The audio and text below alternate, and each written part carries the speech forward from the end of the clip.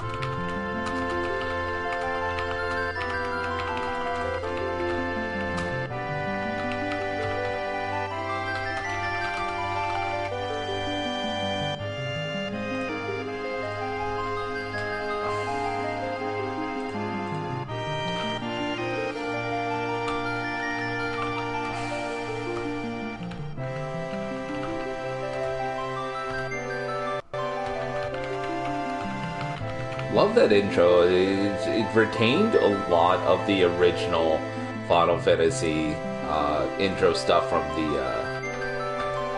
the Super Nintendo and original Nintendo, and yet managed to still be what was considered next gen when that game originally released. It's like the best of both worlds. I really enjoy it.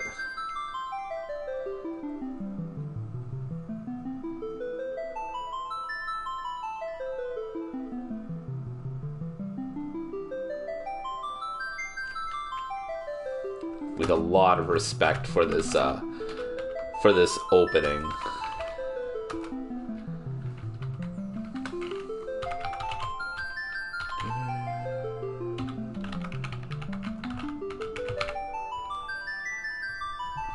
And then bip, and then bip. That's social media taken care of in a second.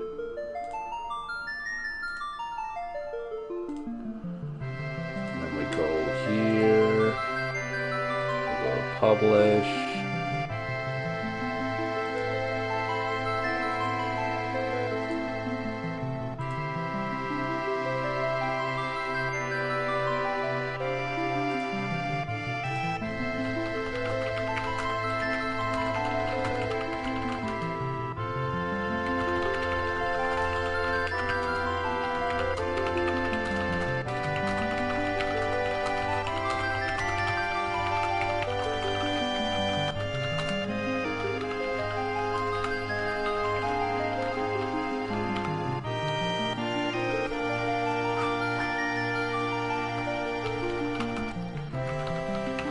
Oh, wow.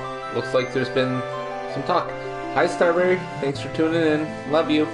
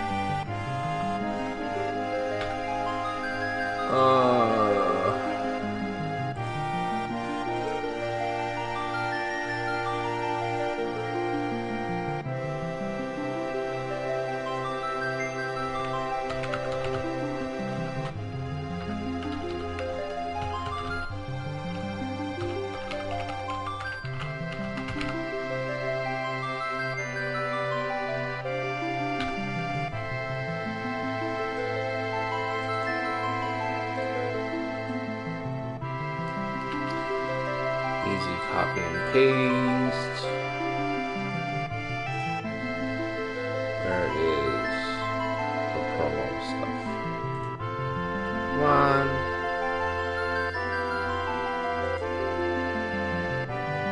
And two.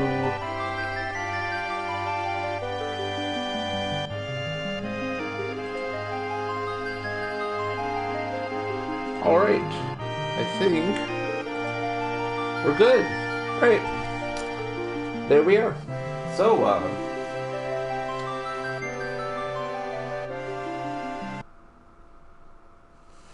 what to talk about initially here? What else to talk about other than the brand new Nintendo Direct that was dropped today? How about that? Did anybody end up watching that today? That was something else. Also, wow, I just noticed this, but why is it that the re-release of Final Fantasy VII is the only one that lets me control the camera in the overworld with the right analog stick? Why is this, folks? Why is this? Why do I have to use the triggers on Final Fantasy VIII, and in Final Fantasy IX, not only do I have to use the triggers, but also, it is slow and stuttery as hell. Anyways, off to Kalm we go. And of course, we're gonna run into a couple of battles. Oh, is it all way out of whack again? Alright, I'll fix that in a sec.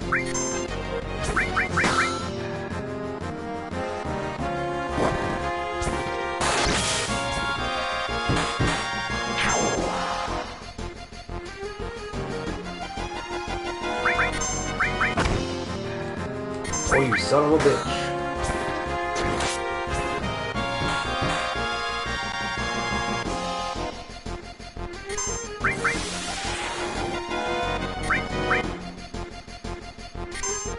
You made off of my tank, you son of a bitch.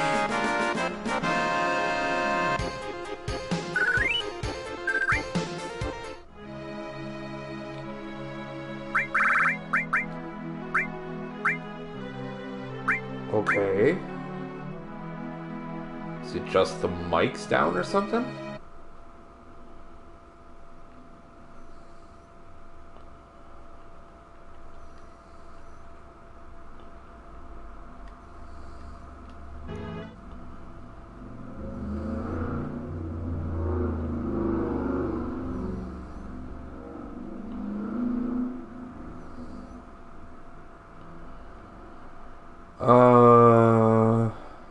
Sorry, guys.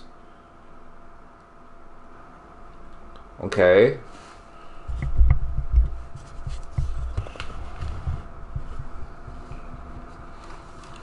Is it just that I'm not talking loud enough, or...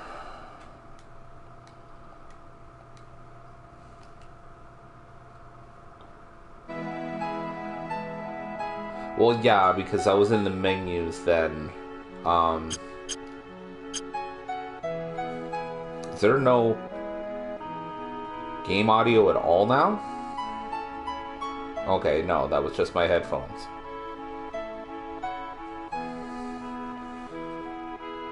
Okay, but can you hear me over the game just fine?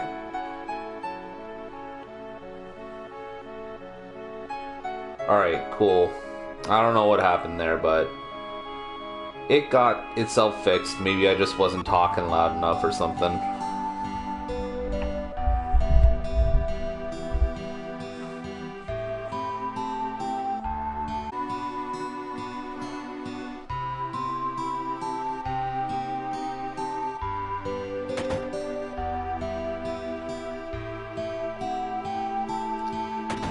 Yeah, let's go check it out. I'm pretty sure this is the first time we get to see Cloud wig out a little bit.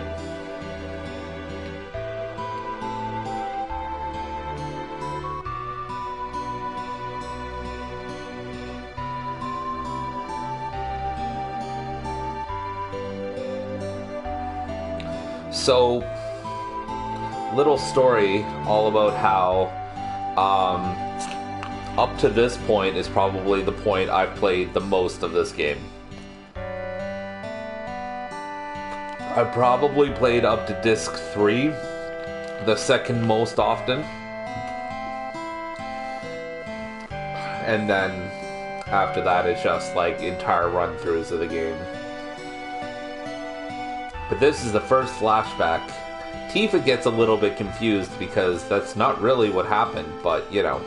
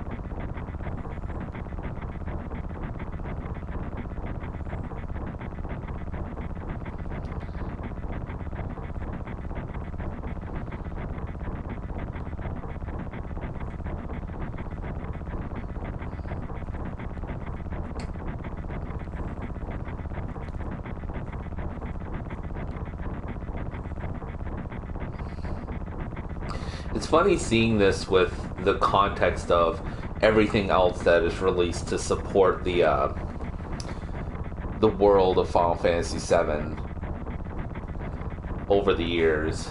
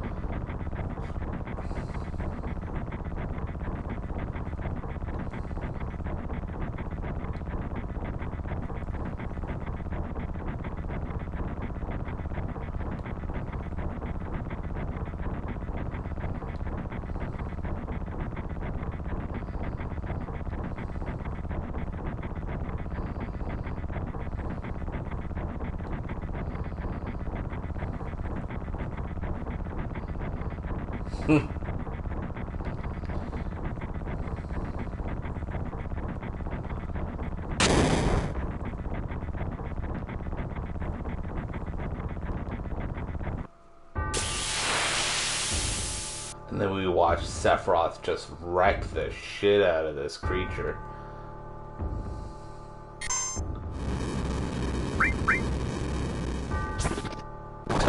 And then Cloud just gets disposed of. It's alright, I'll just watch this one.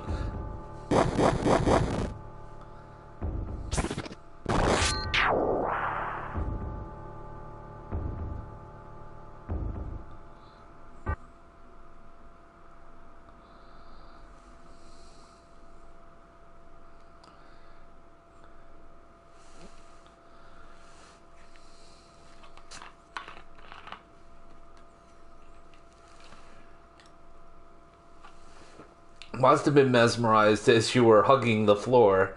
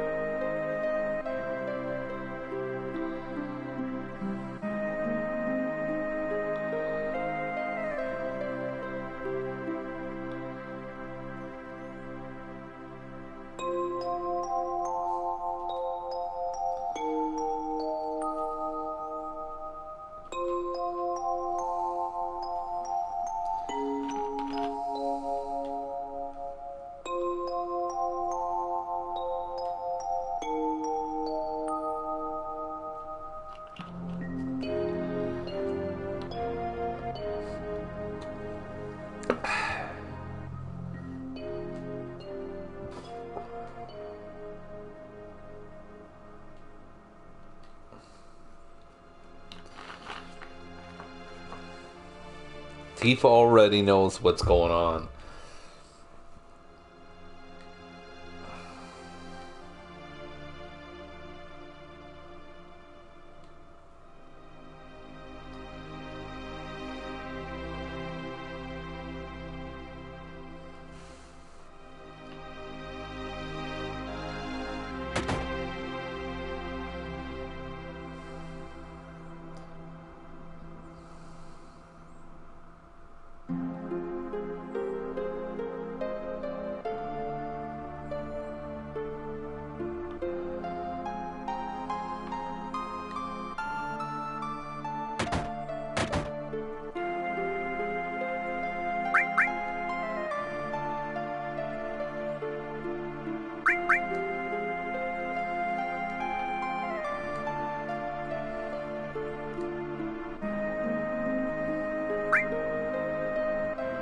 Oof.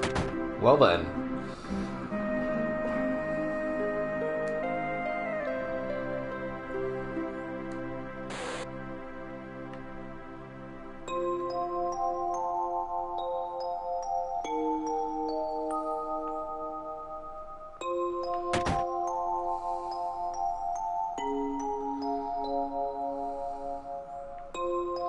Don't want to go there yet.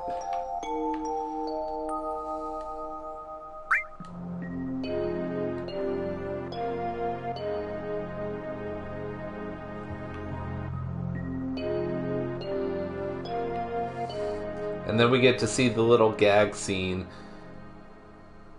that plays out. If I remember correctly, yes, we went into your room. And then we touched your things.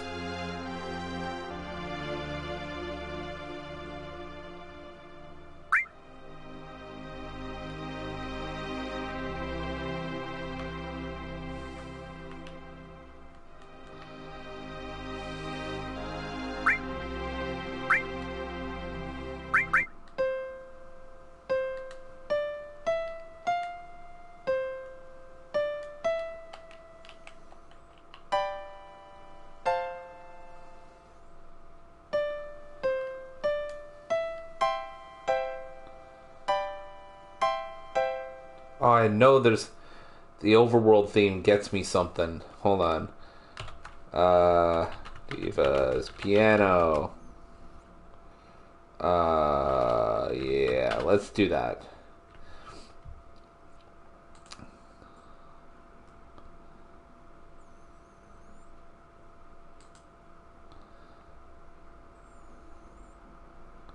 Let's see, so...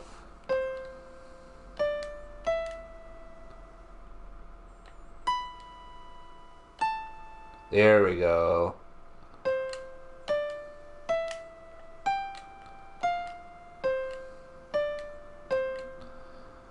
Ah. Okay, so I gotta do it 3 times.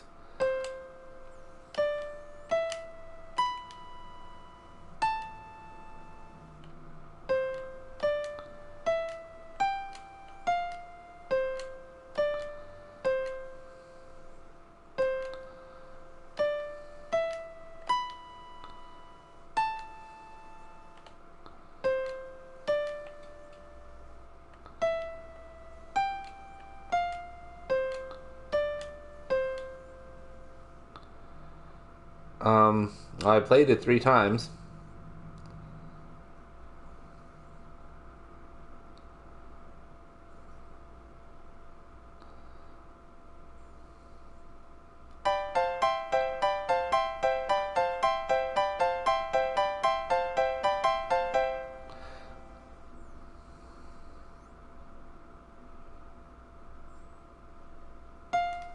Okay, well...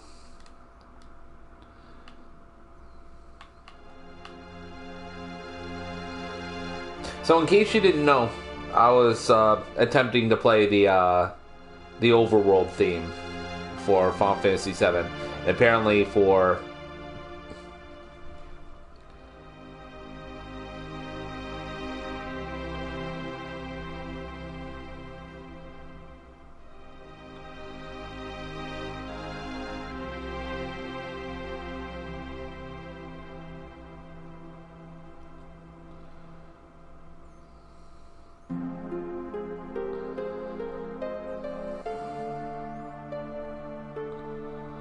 Okay, so I did what I needed to do with that.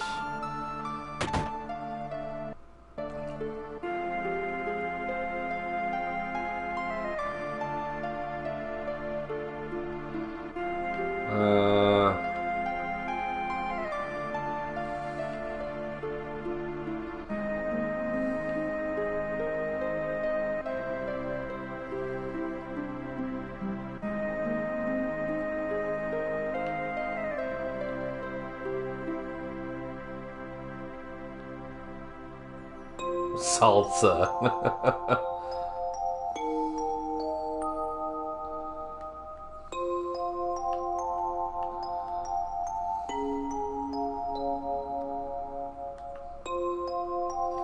Those kids are cute.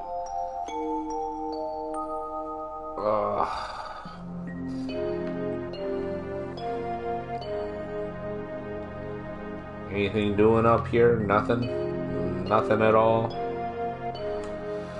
It's like I'm getting nothing at all. Nothing at all. Nothing at all. And then the kids disappeared. Alright, well, let's go into my house.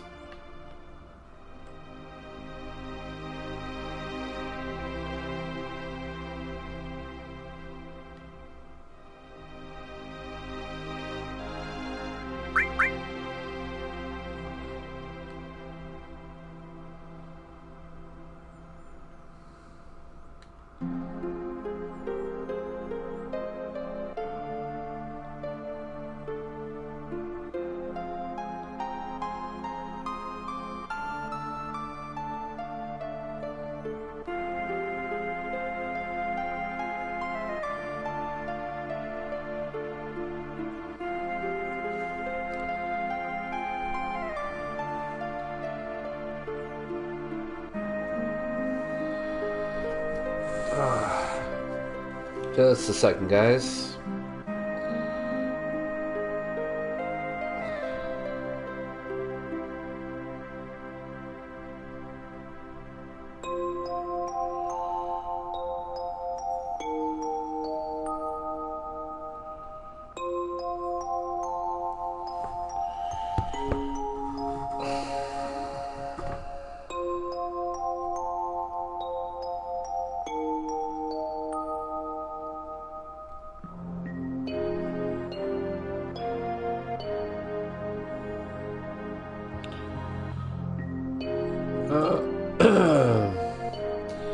Sorry, just clearing some stuff out of my phone, and then we'll get right back to it.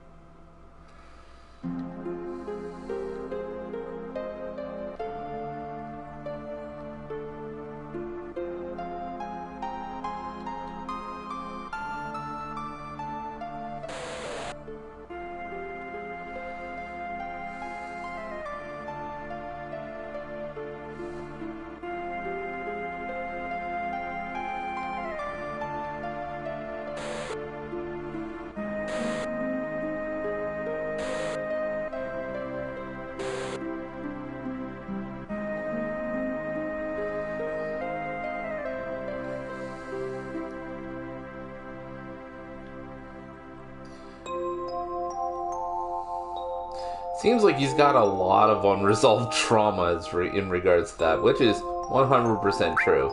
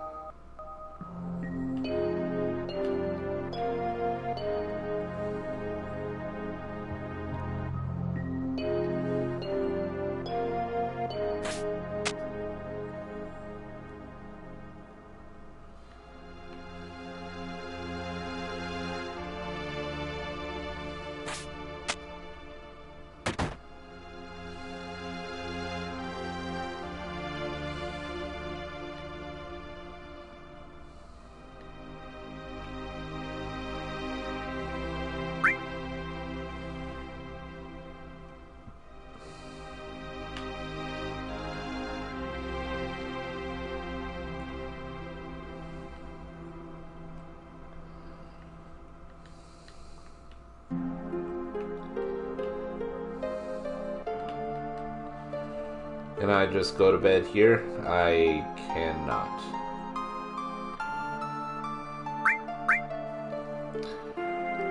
Oh, wait. Was I supposed to do the Vincent thing now? No.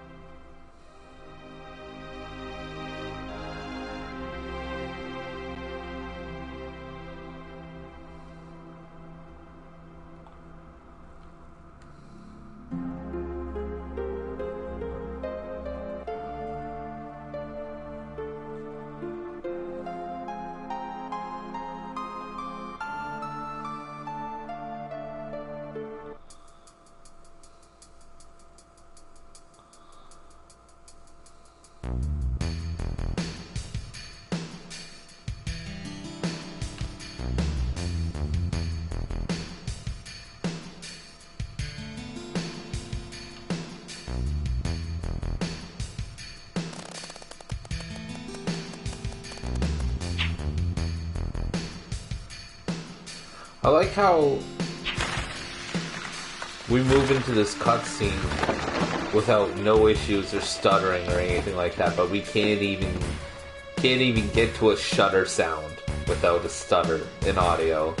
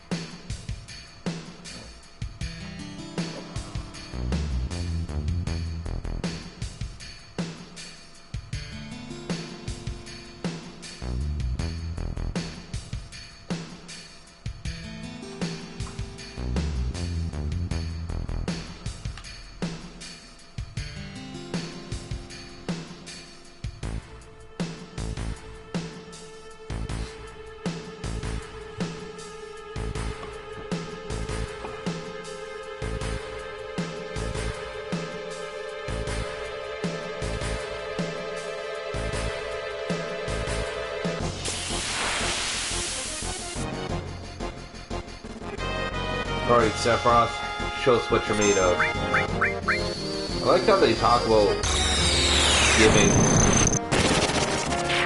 Cloud brand new materia and then he doesn't have it equipped. Like, come on now.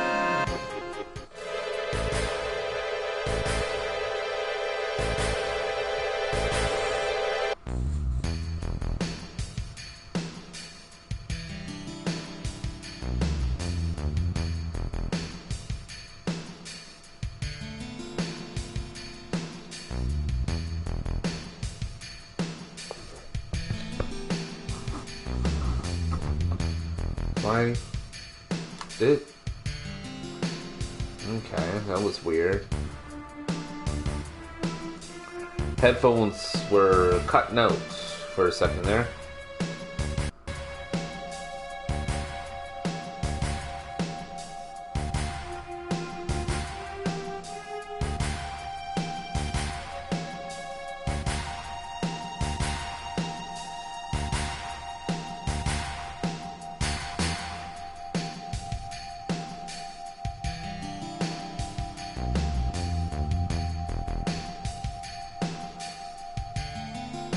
That, my friends, is naturally occurring materia.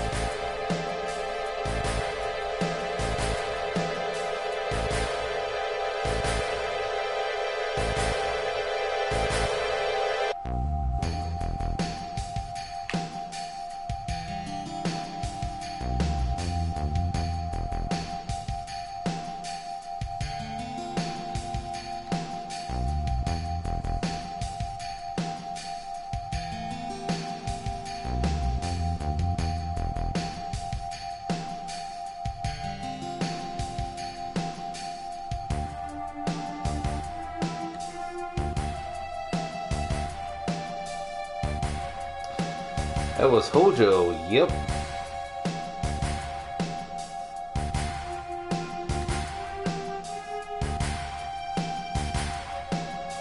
He sure was.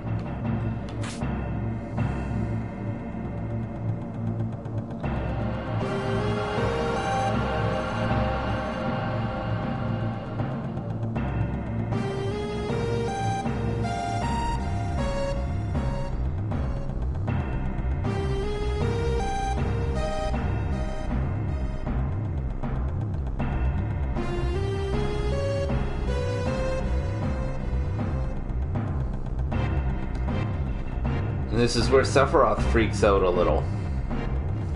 It's good times.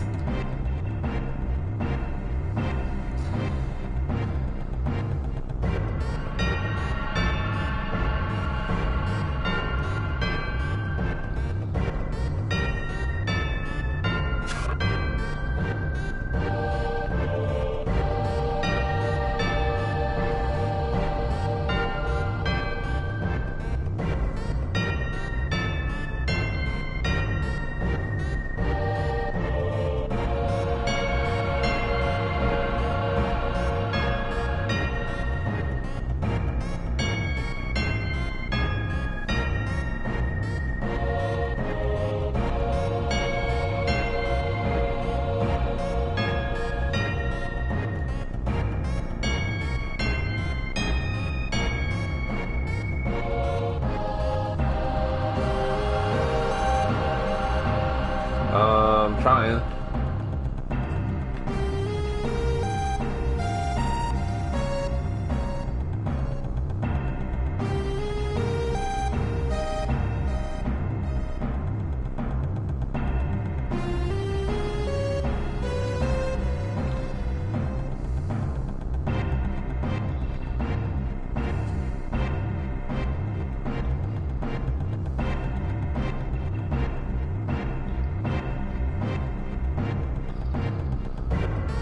That's another thing that I'm surprised you didn't see more of in this version of the game.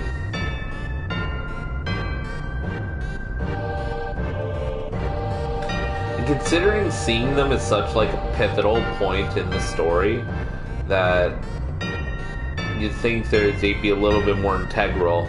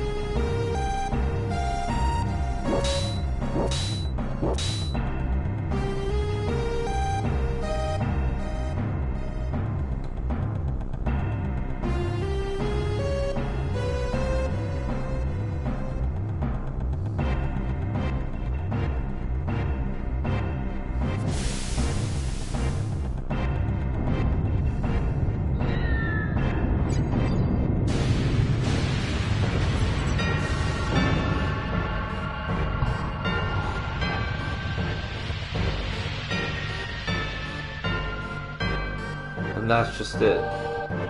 Like, one of those things falls out, you don't fight it, you don't talk to it, you don't do anything with it. As a matter of fact, it just kind of disappears.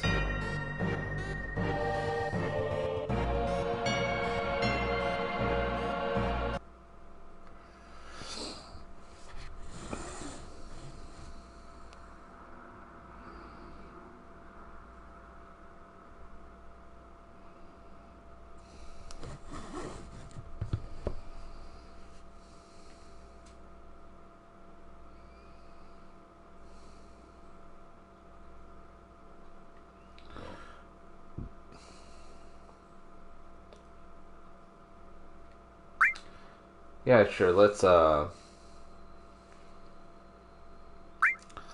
save the game, shall we?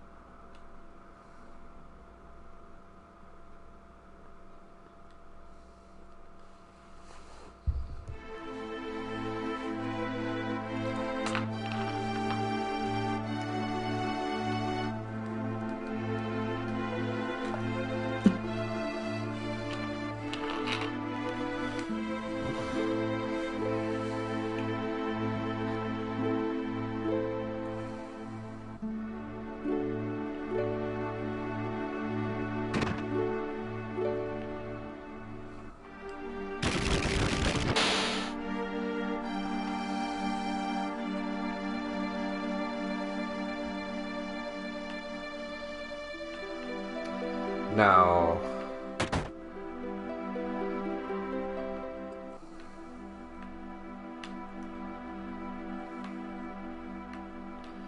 pretty sure nothing's going on in the rest of the mansion, but I'm just gonna check it out just for nostalgia's sake, I guess. Because I remember being in here being an ordeal. At least when you came into it again after,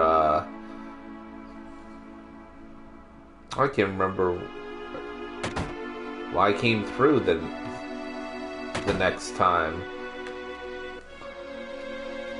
So there's a safe, and you can open this later on, but you can't interact with it now, apparently.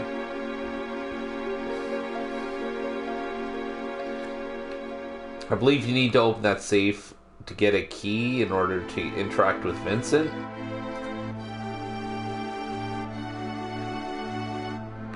Okay, yeah. There's the hidden door that leads downstairs.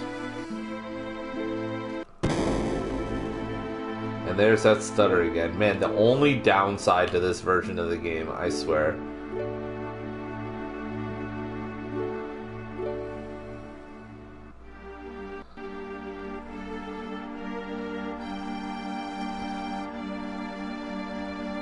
So the door up here that right through here, literally, you open the door, there's a casket at the very end. You can actually see one at the top of the screen there.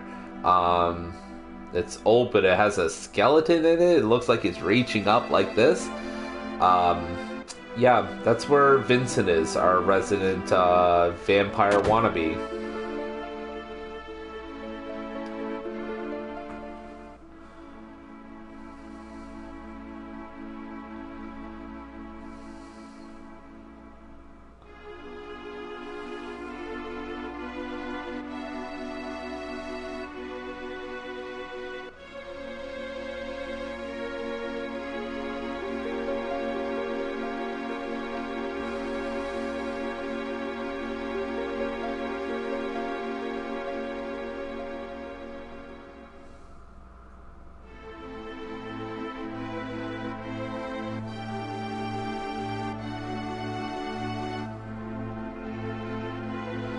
No, sir.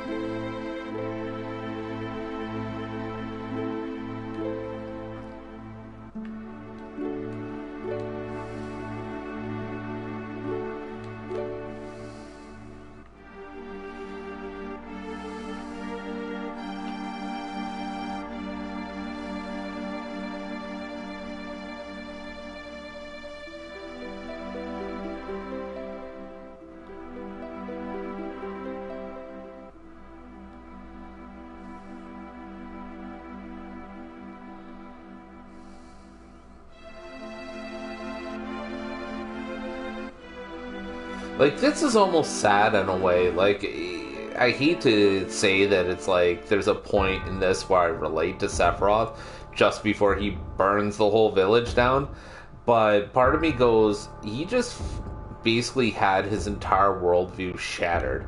Like, not just certain points, but he had his entire worldview shattered. He thought his actual mother was human, and she gave birth to him and then died shortly after. And his father was Professor Gast.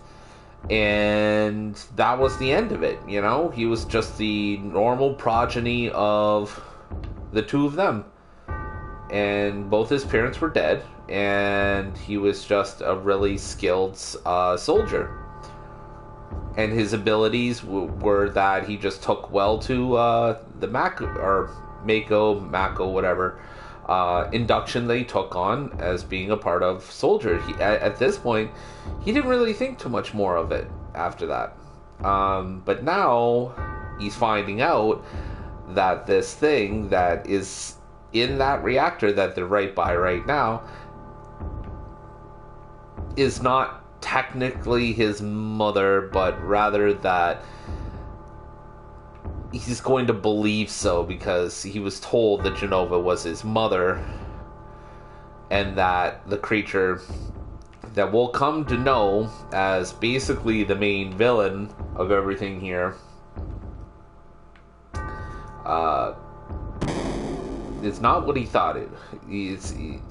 This thing that comes to be known at this point as Jenova is not what he thought it was. So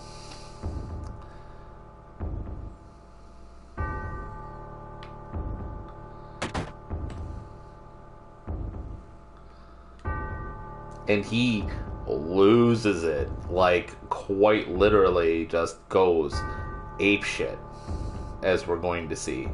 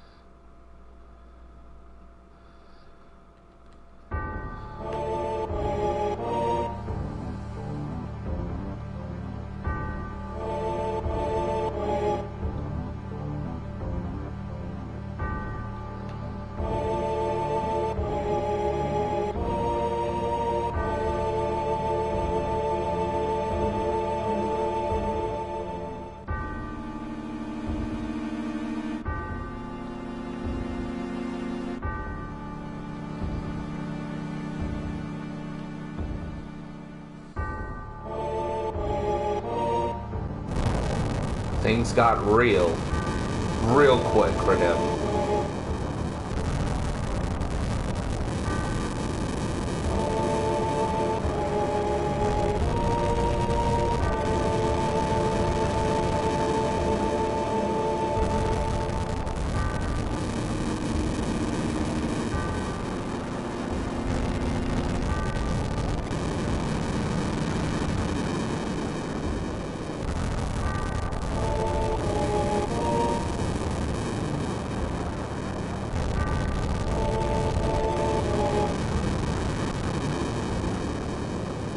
And the ever iconic cutscene is about to play out. Oh, and it slowed down right quick. Oh.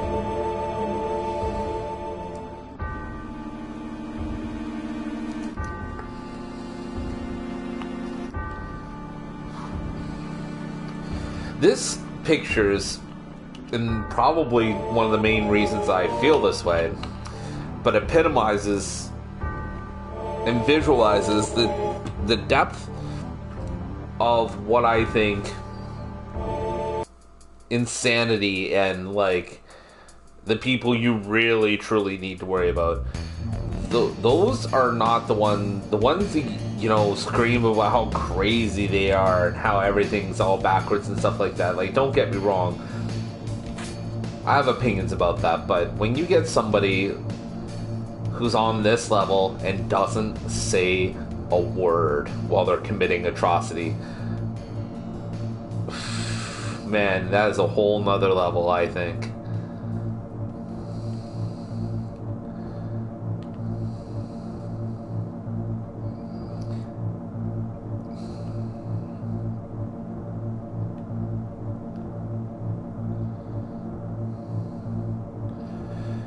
And then Tifa intends to make the biggest mistake of her entire adult life. I mean, don't get me wrong, yeah, the death of her father is a big deal, but trying to cross Sephiroth with his own sword? You're about to learn the error of your ways.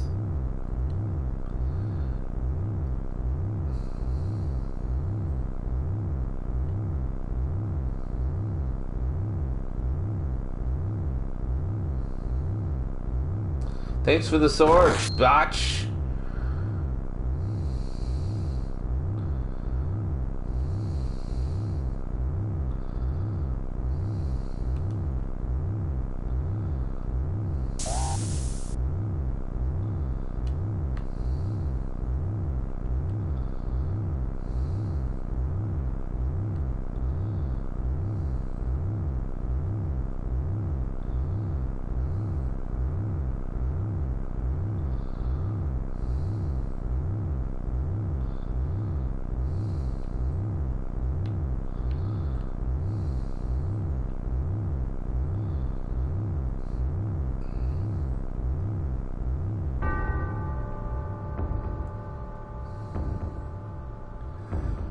And then another iconic scene. Man.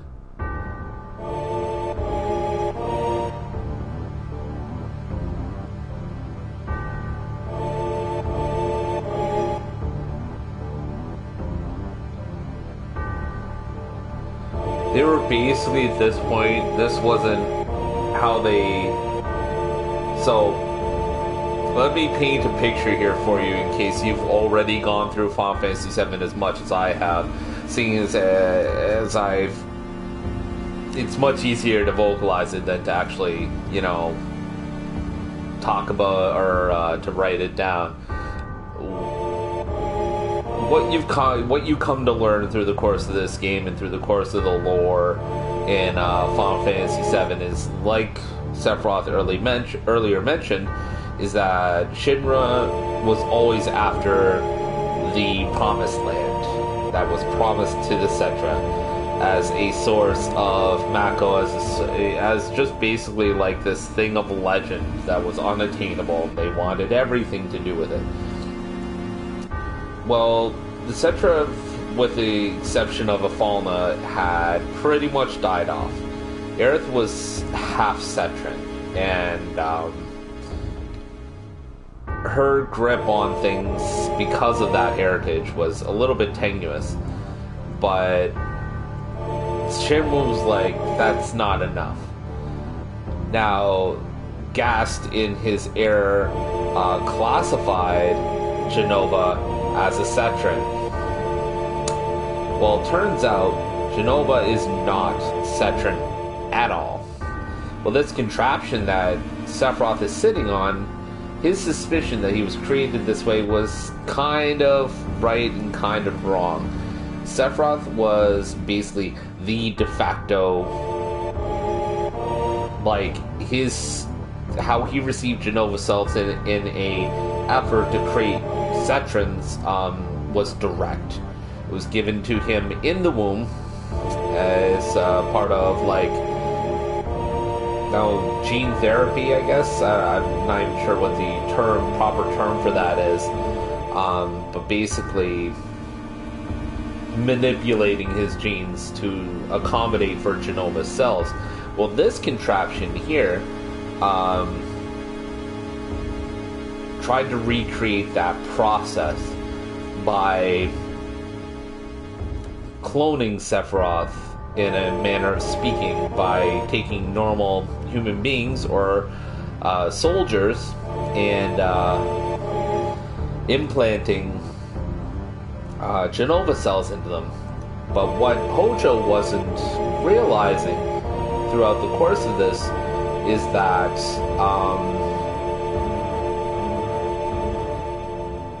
what the fuck? Okay, I noticed something really crazy in a second here, but we'll talk about that in a minute. But yeah, this contraption here, or what Hojo missed, that was the point that was it, is that the reason that worked out so well for Sephiroth is because of the fact that it was implanted directly into the womb. Of course, as you might imagine, this is not an effective way to mass produce soldiers or mass produce anything to get all the things that Shinra needs. So they created this contraption to try and create many at the same time as kind of a proof of concept. Well, the problem is that this didn't work, and there were tons of rejects as a result. They started with Zack and Cloud, and they didn't turn out well, so Hojo just went double down with this little bit.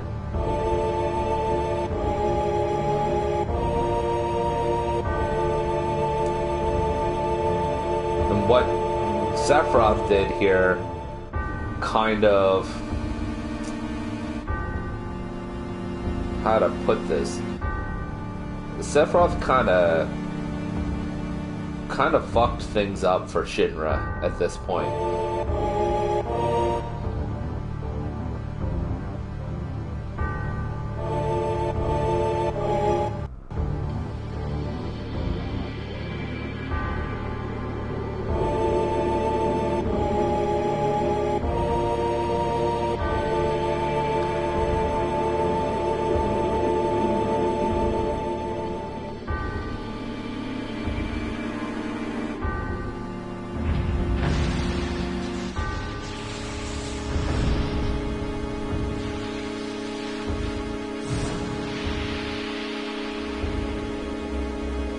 We get to see Jenova proper, and the machine that is quite literally taking its genetic material .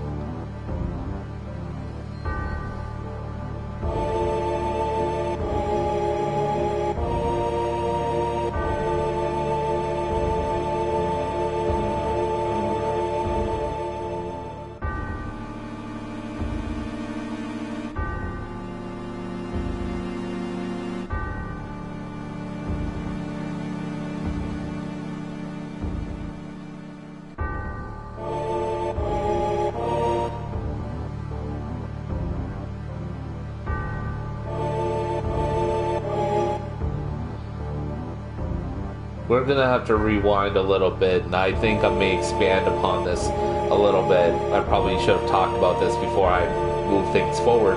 You see that little banner that's sitting underneath Cloud's feet? It says Genova. Well, there's some katakana there and then some English lettering, and it's not quite so clear here. I wish I could point it out with my mouse, but...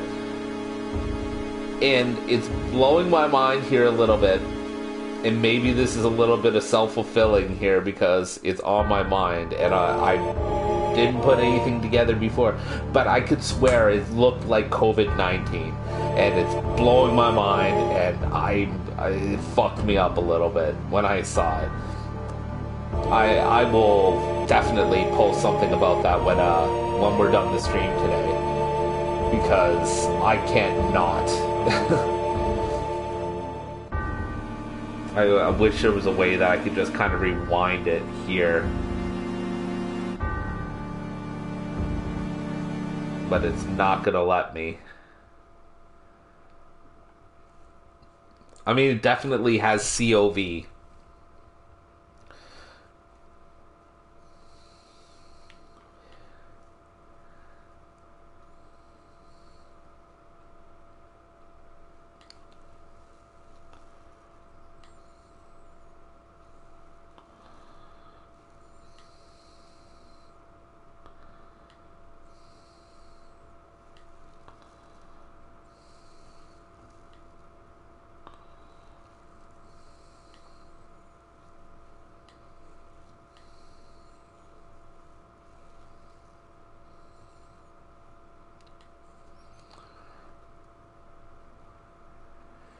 And the funny thing is you didn't really see information on these particular questions until Last Order, which was a supplementary movie for, well, I mean, I call it a movie, but it really wasn't like a full featured film or something like that.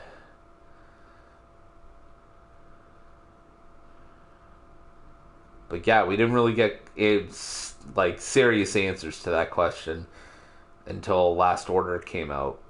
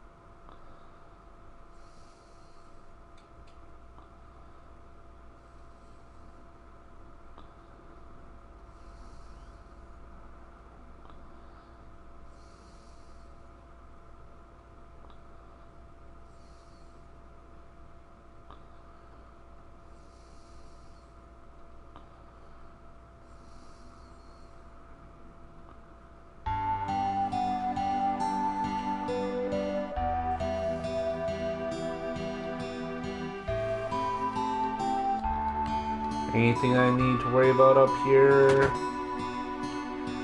Aww. Then how was I able to open the cabinet if I can't reach it?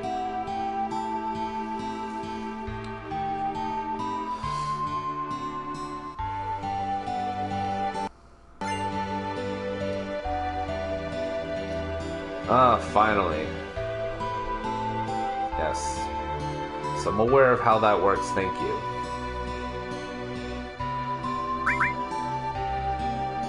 Alright, let's check the rest of Kalm out. Now that I'm here.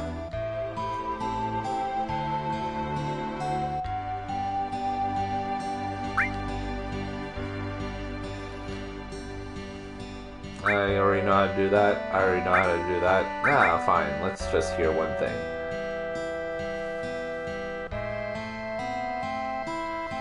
Okay. No, I'm good.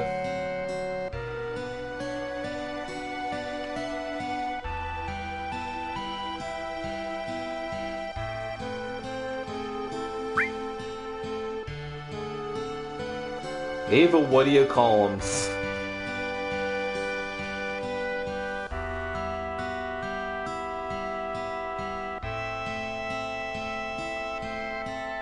Oh, talking about avalanche. I was like, Ava, what do you call 'ems? The hell's that?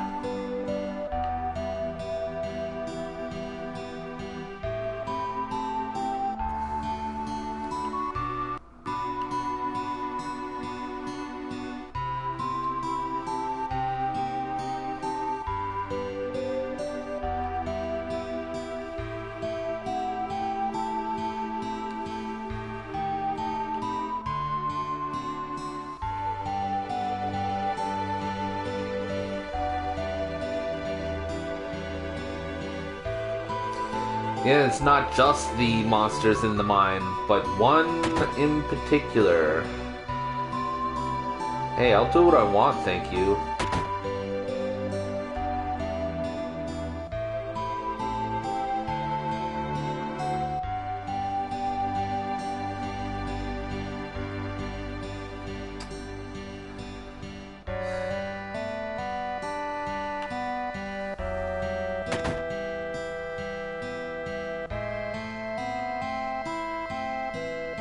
I mean, points for brevity, I guess. Ugh. Good thing I only lost 1/10, I guess.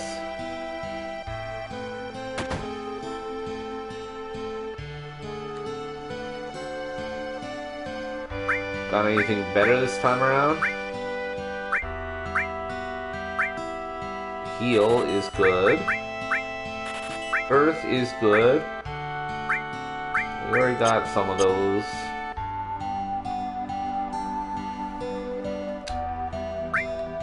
Alright. Yes.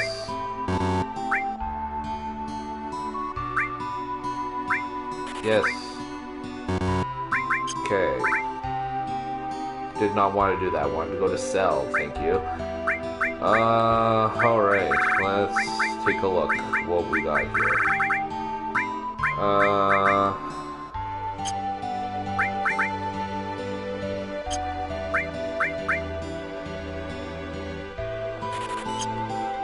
I don't use them enough, honestly.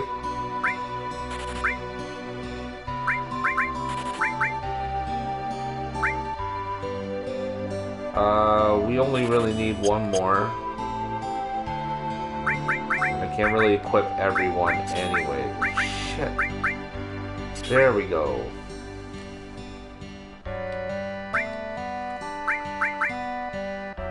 Better defense. Shit, the Titan Bangle gives me better defense. Is it because, okay, magic defense and I get 4 slots, growth is normal anyway, so I'm gonna go with the Mithril Armlet.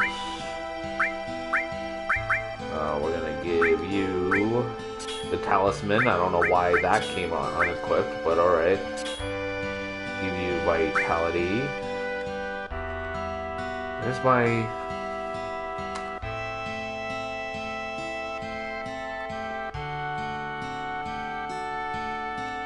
headphones just acting up today. I don't know why. Alright, can we do that? Yes, there's the button I was looking for.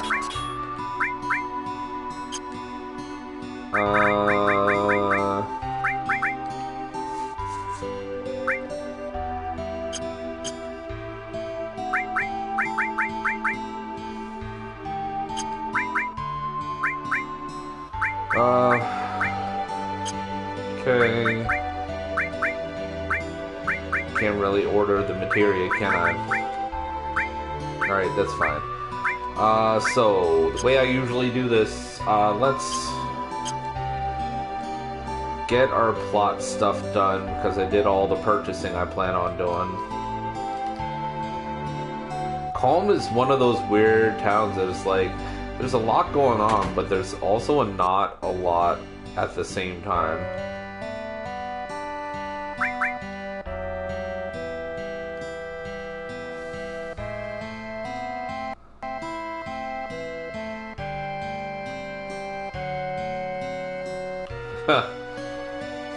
As far as you know, it's about as much as I'd expect from a backwoods town anyways.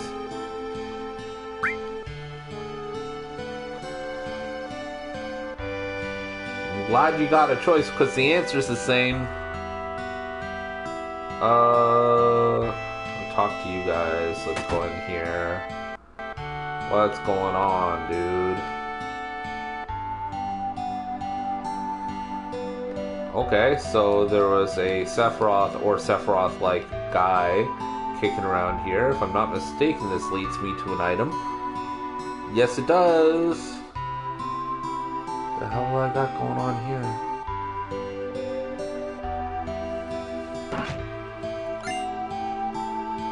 Peacemaker. That's a Vincent weapon, is it not? It most certainly is. Okay.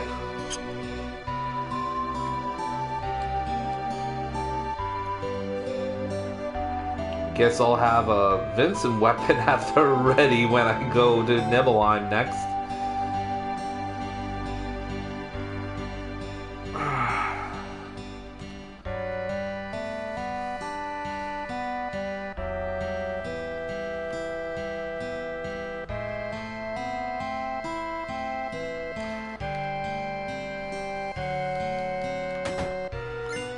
Aw, yeah.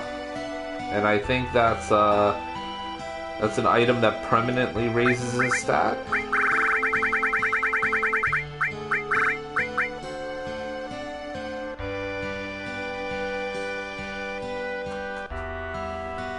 Oh, man.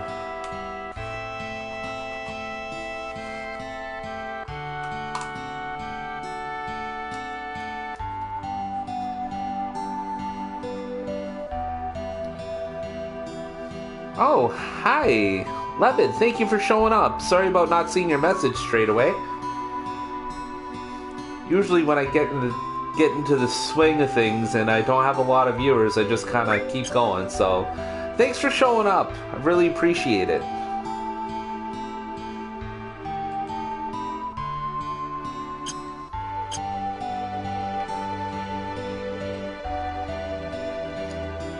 Kind of missed some meaty plot moments in case you're coming here to really watch the Final Fantasy stuff happen, but... Oh, hello, caged up dog.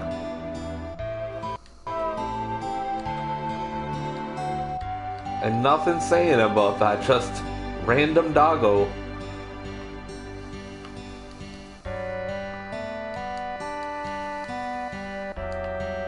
Cannot open the chest. Alright.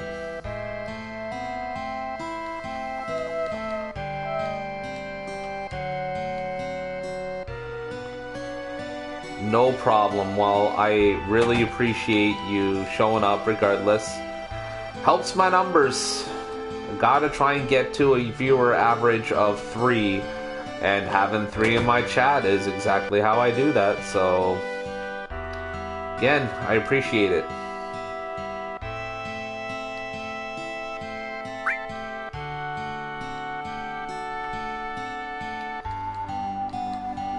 Trying to get myself to affiliate, but the way I started things out wasn't exactly the best, so that average is going to be low for a bit.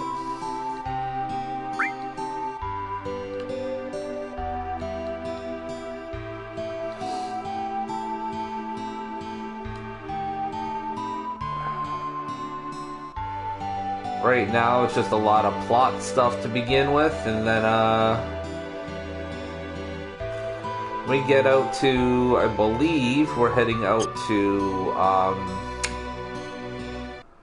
the Chocobo farm, because if I try and go straight to the Mithril mines, I'm gonna have to run into the Midgard-Zolom, and that's gonna be a problem. So let's get these guys equipped.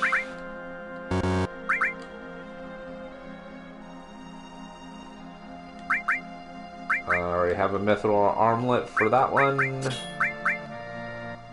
Yeah, sure. Why not?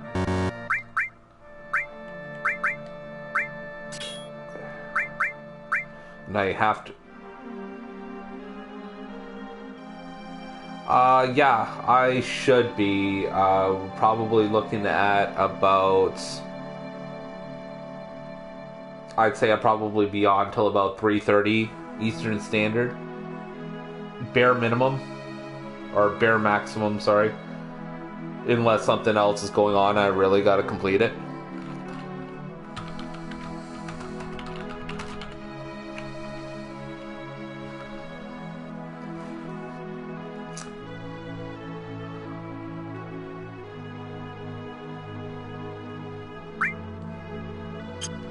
Alright, now let's figure out...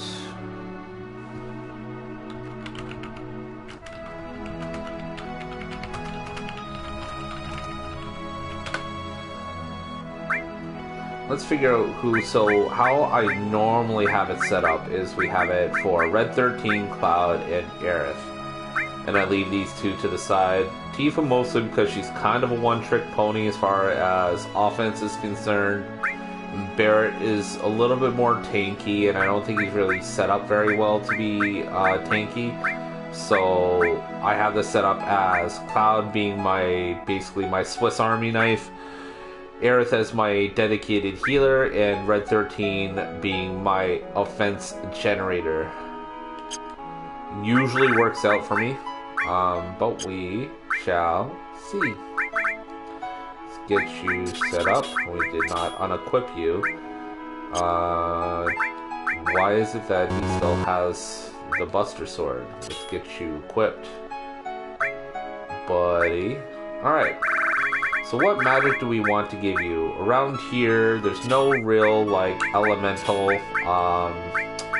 weakness that is just a general thing. So we're gonna go with some pretty general stuff for Cloud. Obviously, we're gonna go with Restore. We're gonna go with All. We're gonna go with Heal and can we do, because that's Asuna, right? No, Poison. Oh, okay, so Asuna is next. So let's see. Could we give that an All, or should we give her a different? Let's go with Ice. Give you Lightning. All. Give you Enemy Skill. Give you Earth. And, Steel. And we'll consider it good, I guess?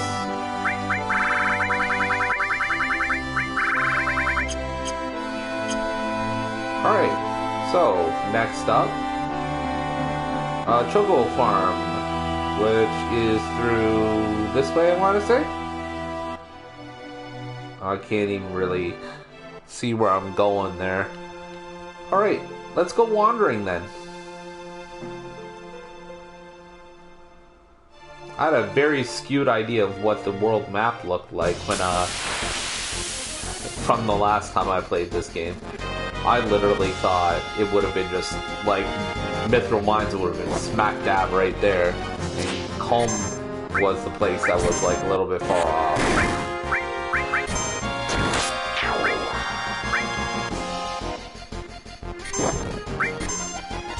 Buddy, stop eating my ass.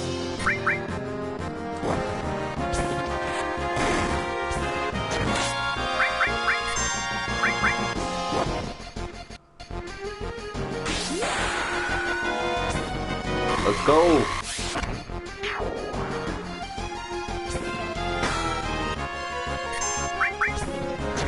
That should be it for that one.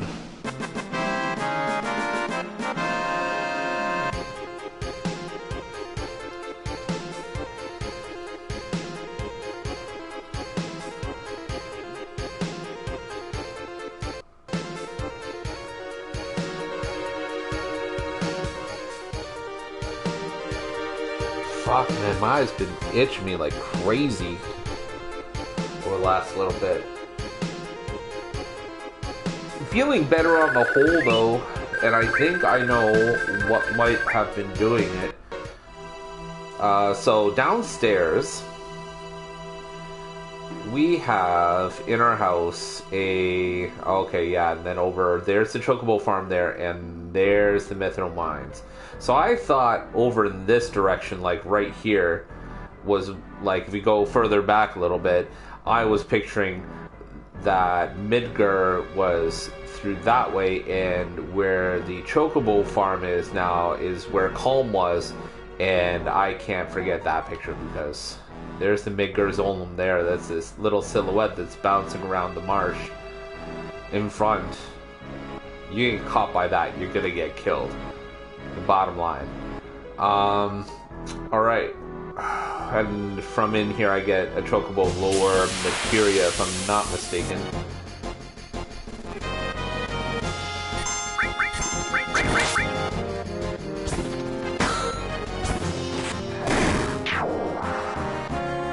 Yeah, anyway, so downstairs is where our HVAC system is, and me being, you know, lazy, I guess, I had been replacing the filters for it and just placing it nearby to our HVAC system. And then once I had a decent stack, I would just bag them up and get rid of them. Well, goodness, how many filters did I end up replacing before we got to anything? I think it was like 4 or something like that. So anyways, we're sitting on this filter that probably is due to be replaced sometime soon. And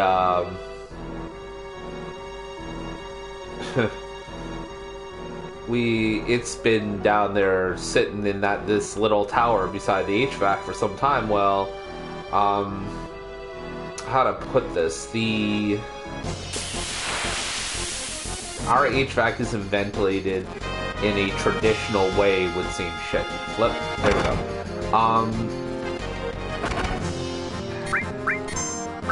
So instead of it ventilating, so when it's cooling, you know how ACs are, they drip off a little bit, they condensate, right?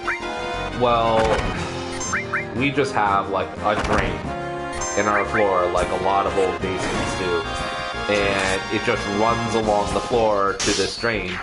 And well, unbeknownst to me, again in my laziness and I guess my I don't know, ignorance, I guess, I had put it right in the path of this little stream that goes to the drain in our basement, and the filter stack had been soaking up this excess water. Well,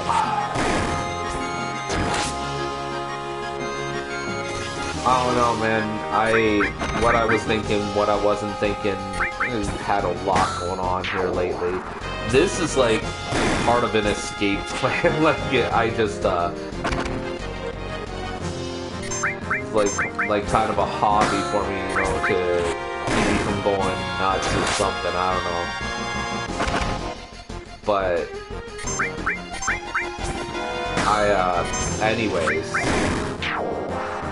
I don't know. I'm really scrambling because I can't think of why I wouldn't just deal with it before it became a problem. But, well, anyways, the bottom two filters that were sitting there on the ground like that were absolutely just drenched. And absolutely, it's like the bottom one was black. I kid you not, like it left stuff on the ground when I picked it up yesterday. And, yeah, so I finally got around to throwing them out yesterday. Gloves and all, like I had a pair of, like, I had set up for, oh shit.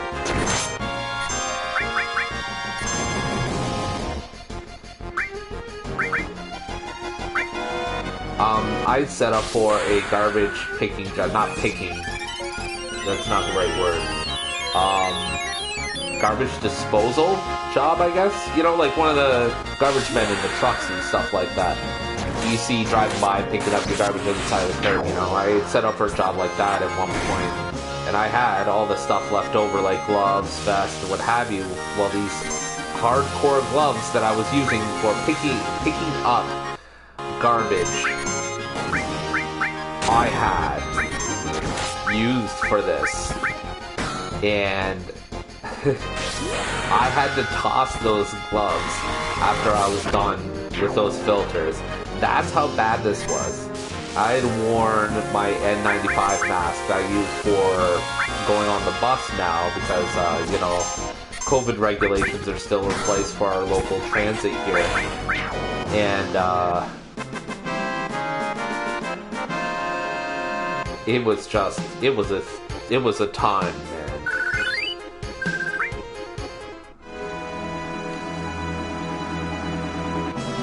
I don't know how much that could have affected things up here, but I know last week that for one reason or another, things got really bad here in the house. And my eyes were itching and watery, I was coughing all the time, I was waking up feeling like just trash. And we thought, for the most part, that this was due to...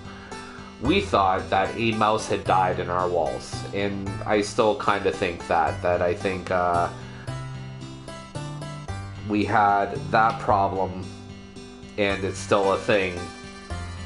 Or it was passing, but since I've taken those filters out, it's been much better in here. I mean, I'm still doing my daily regimen of making sure the odor eaters are taken care of, because I've had those going for a little bit, and I have an air freshener going, and also, sidetrack, one of my favorite tunes, right here. Love Farm Boy, it's so good. But yes,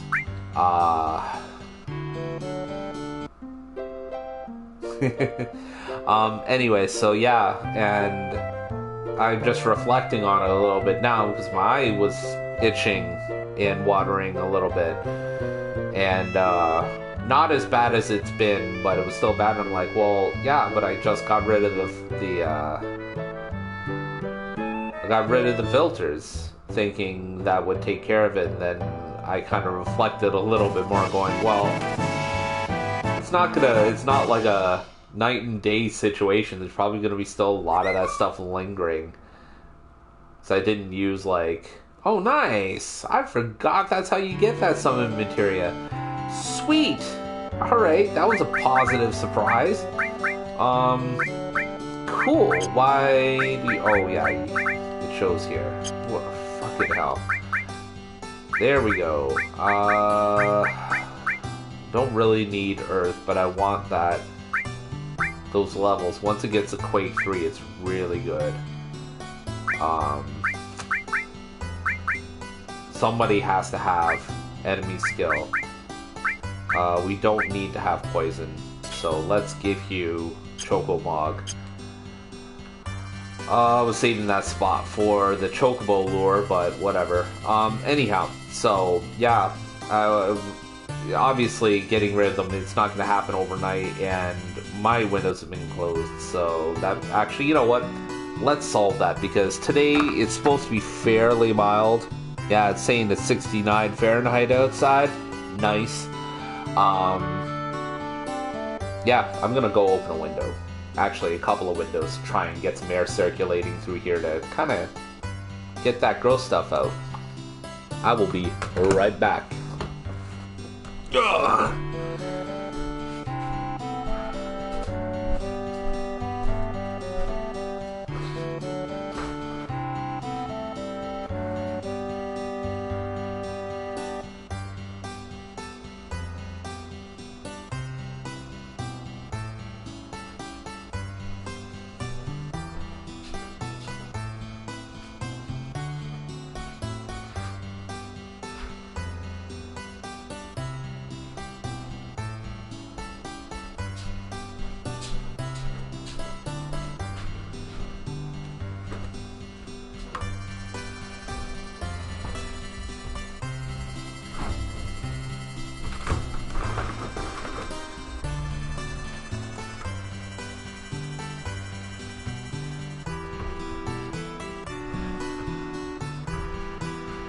be right back. We're almost through here. Just seeing if my drink needs refreshing.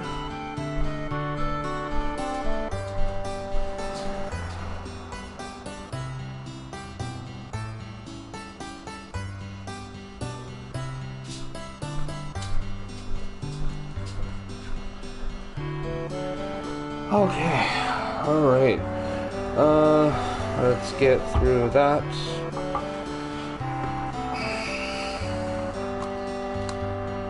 Okay. Alright, are we good to go?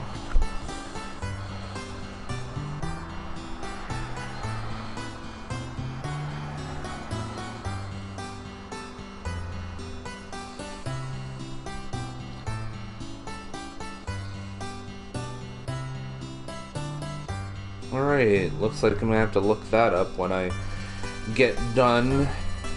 Another big money signing, this time for the St. Louis Blues in hockey today, for Jordan Kyrou. I'm vaguely familiar with the guy.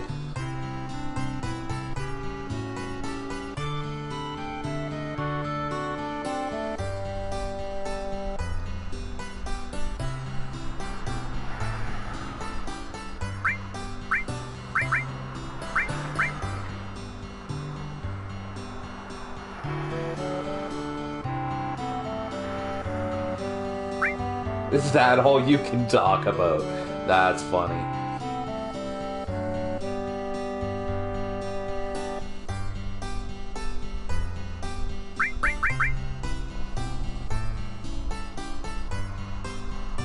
$2,000 gil?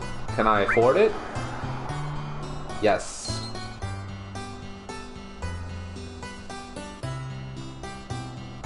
Alright.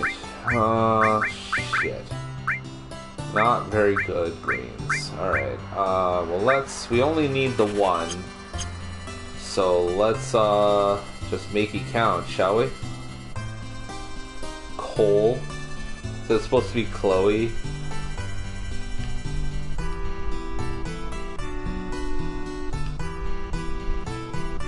Just Choco Billy trying to cut a living. I love how they made a big deal about, you know, materia being the knowledge of the ancients and all that fun stuff. And then, you know, there's this guy who's selling chocobo lure materia. What kind of knowledge of the ancients is that one?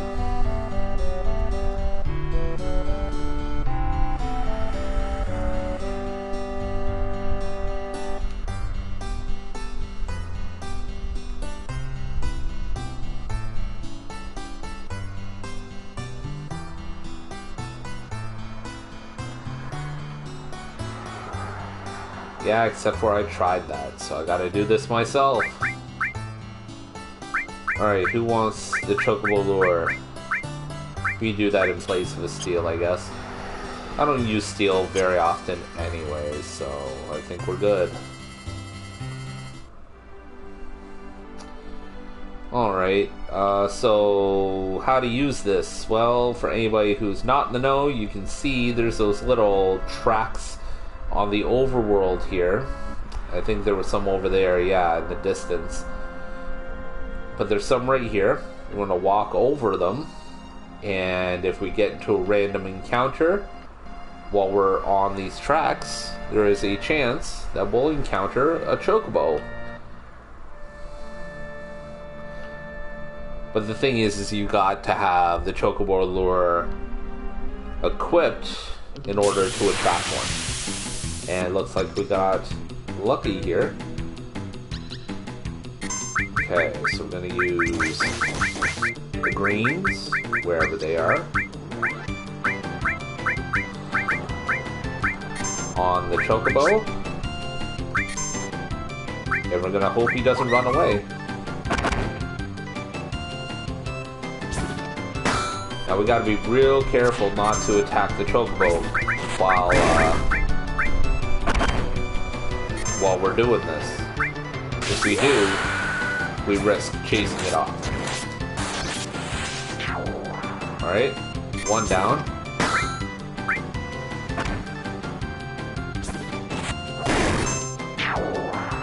And we're good. And we ride this little buddy straight into the marsh.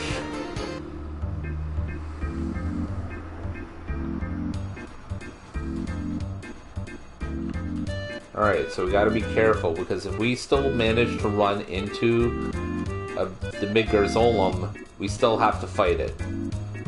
So we just have to make sure we're careful, and there we go. But it turns out Sephiroth managed to get to it in the meantime. Oh, hello, Noelle.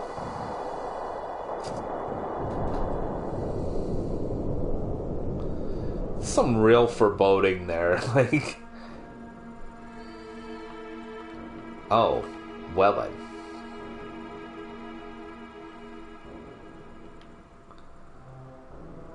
We're gonna just go outside real quick.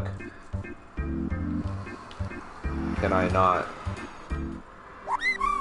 Bye-bye.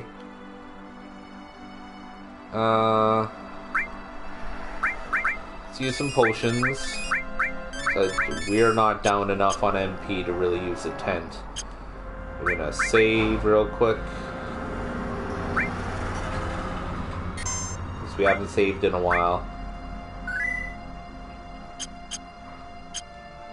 And then back into the mine we go.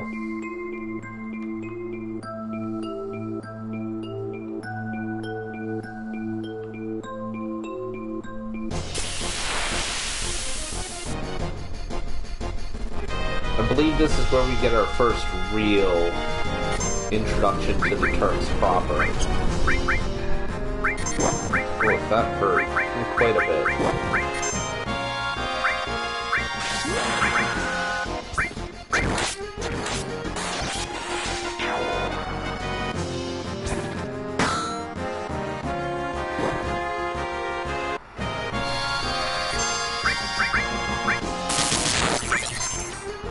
Let's get our first taste of summons in this game.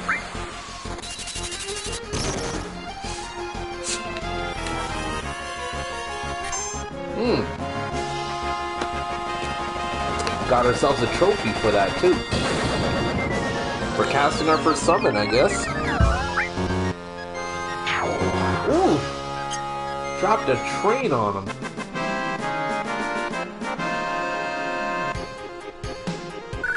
Alright.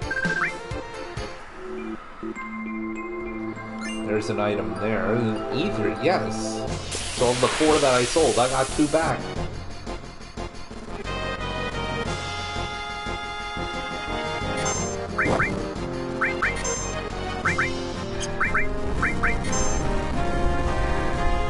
Let's just do that, shall we?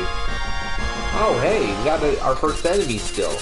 So in case you don't know how enemy skills work, basically you have to have what the purpose of the materia is so that you can pick up skills from enemies. I mean, self-descriptive, right?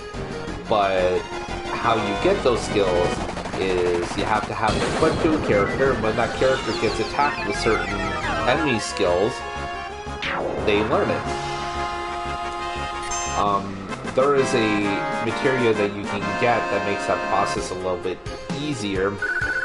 As you might understand, trying to coax a enemy into giving you a certain character, a certain attack is it's frustrating sometimes. So what you do is you get this materia, and I can't remember the name of it, but basically what it allows you to do is pick commands for an enemy. And in doing that, you're able to direct them to use certain attacks on certain characters. And it just makes that whole process much, much easier, as you might understand.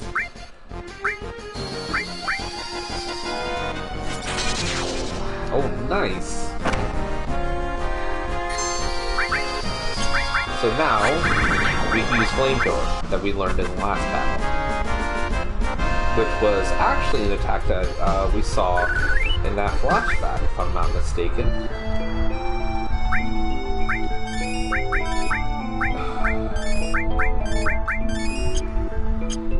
good. So let's not try and go so baller on magic attack, shall we?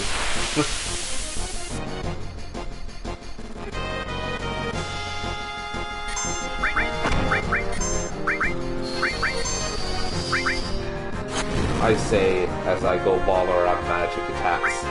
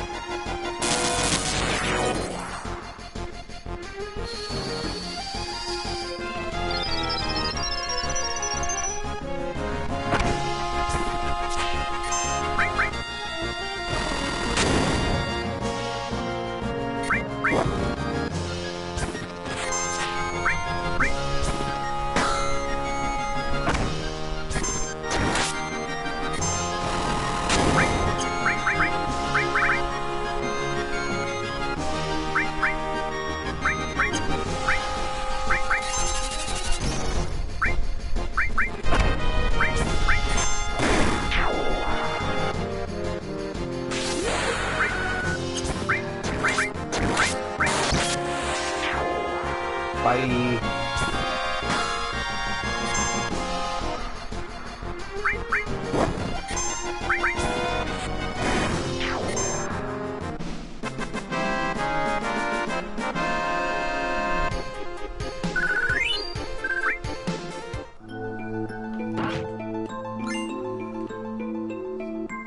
Actually, I didn't even check for that guard source, did I?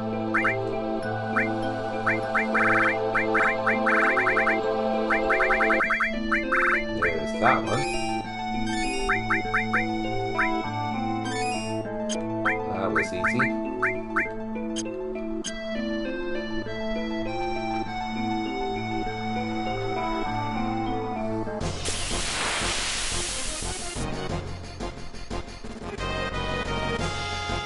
God, these enemy parties are nuts.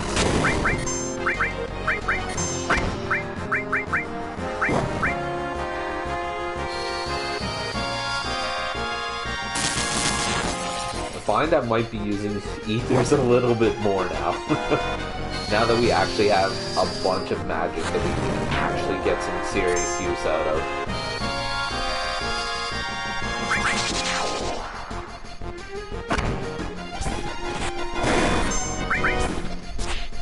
Oh.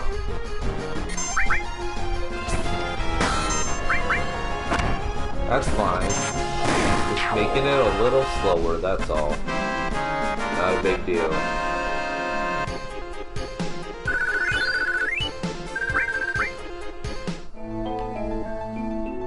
Go. There we go.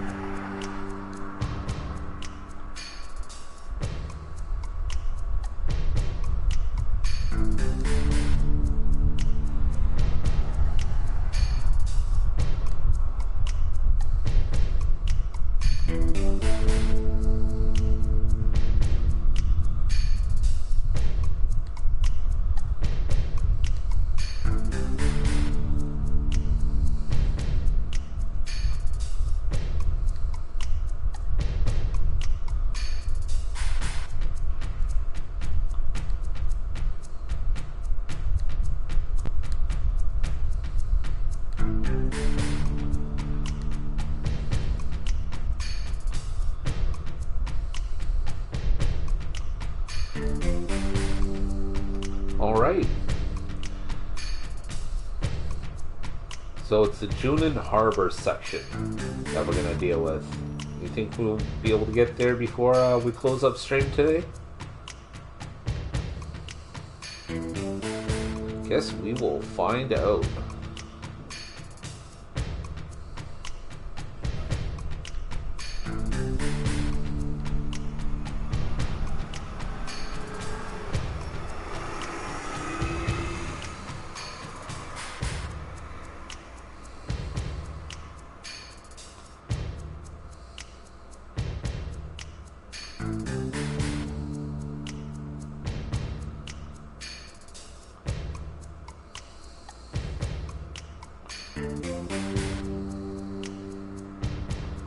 It almost sounds as though there's some amicability between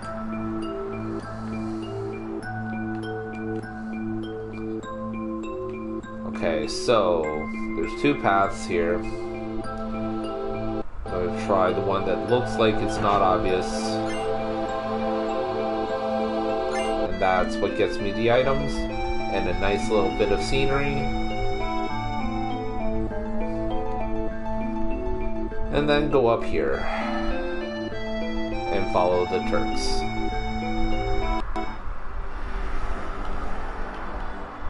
Are we going just straight? Is that it there?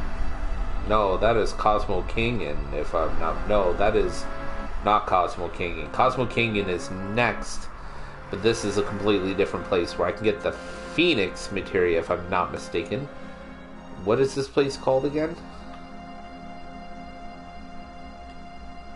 There's a mini game here, and if I win the mini game the first time, then I can get the Phoenix materia.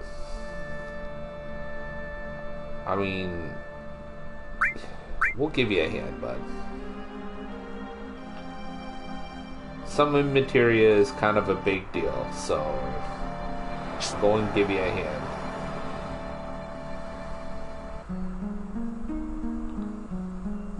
Besides, I'm pretty sure there's a shop in here too, which can be handy.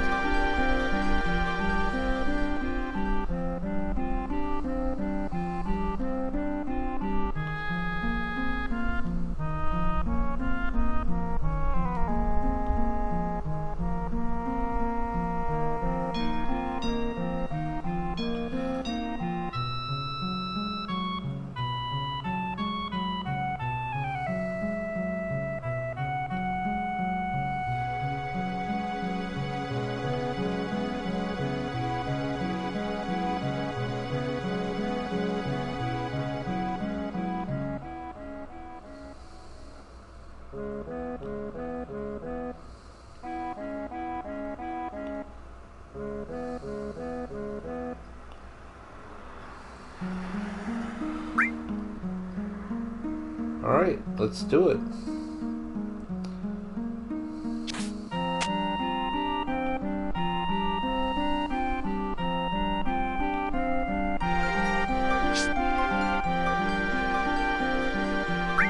Yeah, let's do it.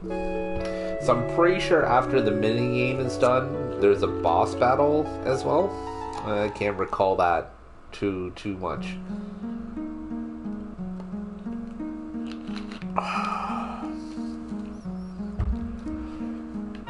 Alright. Time to save. Fort Condor. That's the name of the place. Knew there was a name for it, but I couldn't think of it. This place... I can only recall one or two times where I actually spent some time here dedicated at this point of the game to figure out the mini game. I mean, there isn't a whole lot to it, but beating more than just the story-based round, there's a tiny bit of intricacy. I've got enough. What do we got? We can deal with a little bit more in the way of potions, though.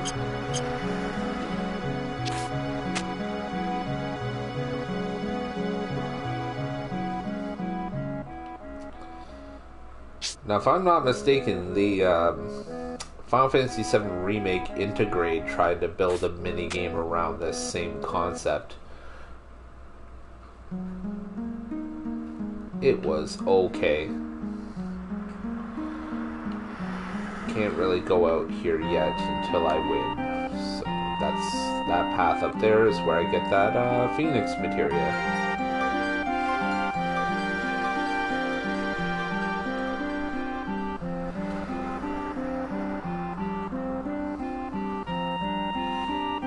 Oof, okay.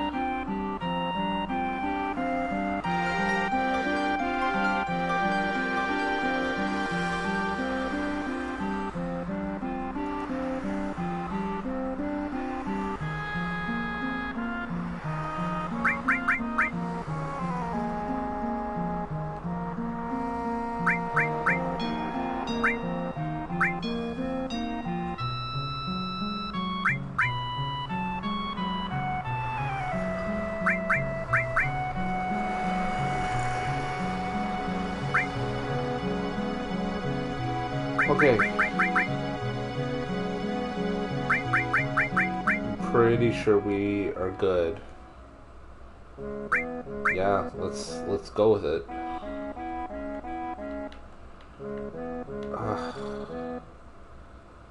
So I gotta go back and we can go at this one of two ways. We can sell, or we can. I think I'm gonna just try and farm some money out by battling. So I really don't wanna lose out on many more ethers for something like this.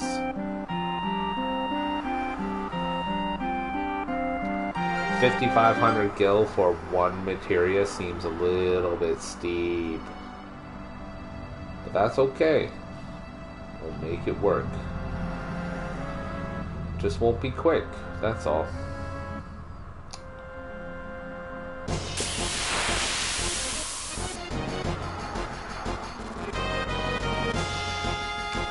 We'll grind out a few levels to make the next little bit easier anyways.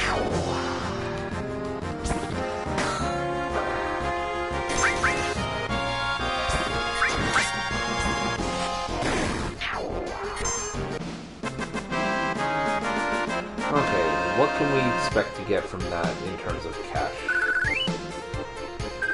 That wasn't a lot, but that's okay. Just 20 of those battles. And we should be fine.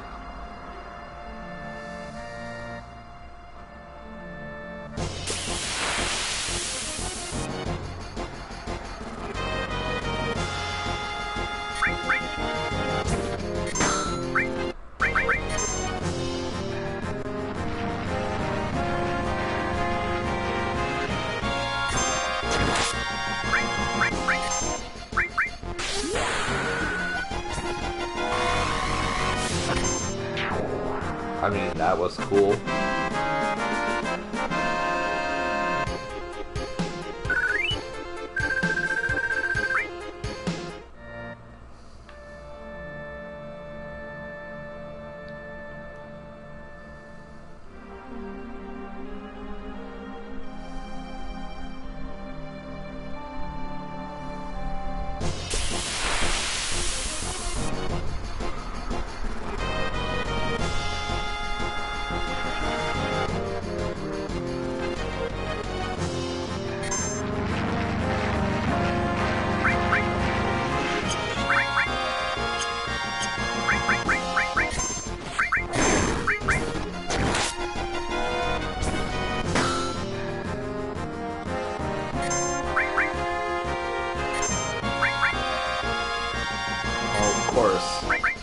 Alright, that's fine.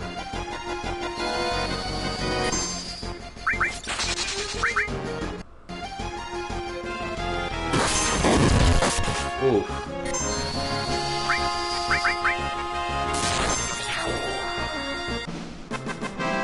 That works out in the end, I guess.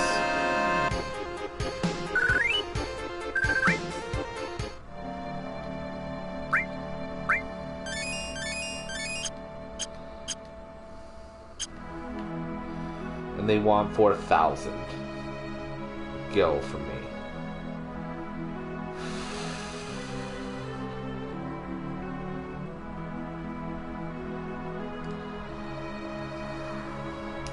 So now would probably be a good time to talk about the Nintendo Direct that came out today, I guess. I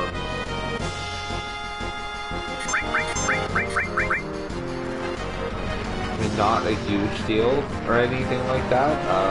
there was the trailer for the Breath of the Wild sequel. I can't remember what it was called, Tears of the Kingdom or something like that. For the 10 to 15 seconds we got to see of it, looked pretty cool.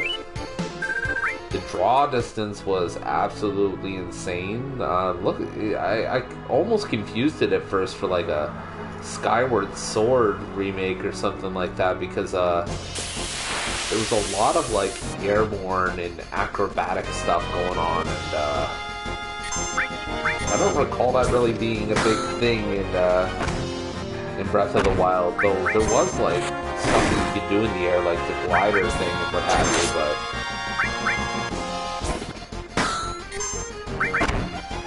either way, that was exciting. The Theaterism sequel coming out, which is basically a Final Fantasy themed rhythm game, claiming to boast, after all the DLC comes out and including exclusives, a total of 500 songs are plotted for it. And God, I hate to say it, but I was a little sold. I own, thanks to going back and buying it on, what was it, eBay, I want to say?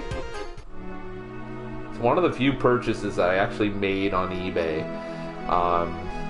for the 3DS version of Theatrhythm, and I'm really hit or miss on rhythm games. Either I really love them, or I don't. Ooh, what is this? Either I really love them, or I don't like them at all. I think this one's got a enemy skill that I need. That was really cool. Did it do anything though?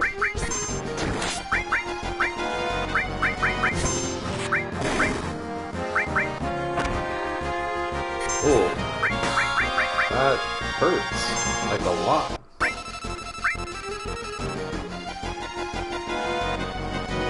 Doesn't have a lot to it HP-wise, though.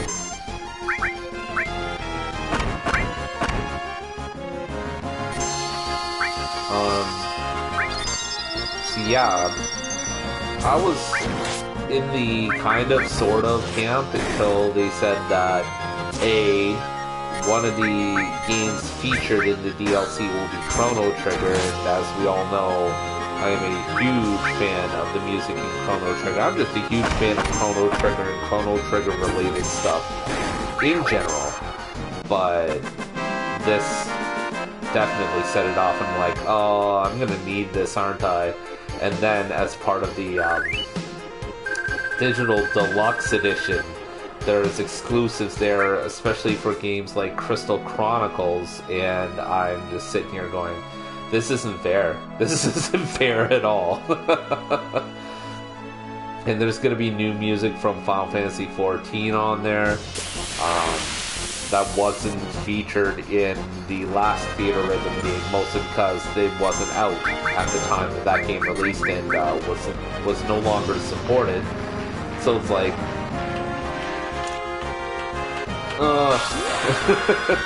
like I want to say, because I'm probably going to be playing that game on a moderate difficulty, and I don't know, man, that's going to be, it's not a tough sell, it really isn't, but I'm in order to get everything I want for that game, it's going to be, that part's going to be a tough sell, because I'm going to have to be trying to sell myself on the premium digital deluxe edition, or whatever it's called, which is like the tippy top version of the game, and oh man, I bet you it's gonna be a lot of money, because it's gonna come with, let's see, 54 edition specific tracks. So there's the digital deluxe edition that comes with 27 unique tracks, and then the premium digital deluxe edition, which comes with another 27 on top of that, and then comes with all season pass stuff. So base free access to all DLC before it even comes out. So as songs release in packs, I presume, you and get access to them straight away. Which is how I'd prefer to do it, anyways, as opposed to buying it all individually, which is how I'm thinking they're gonna do it. They'll do like song packs, and then they'll milk the songs out individually. And I'd much rather just get it out of the way and get them all for, in the long haul, cheaper than it would be if you did it all individually.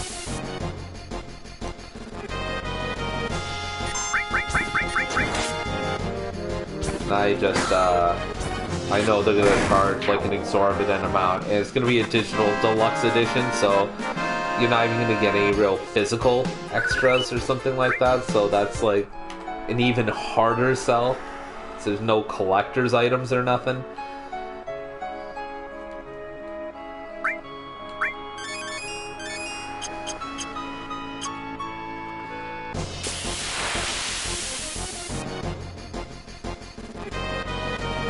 Let's see.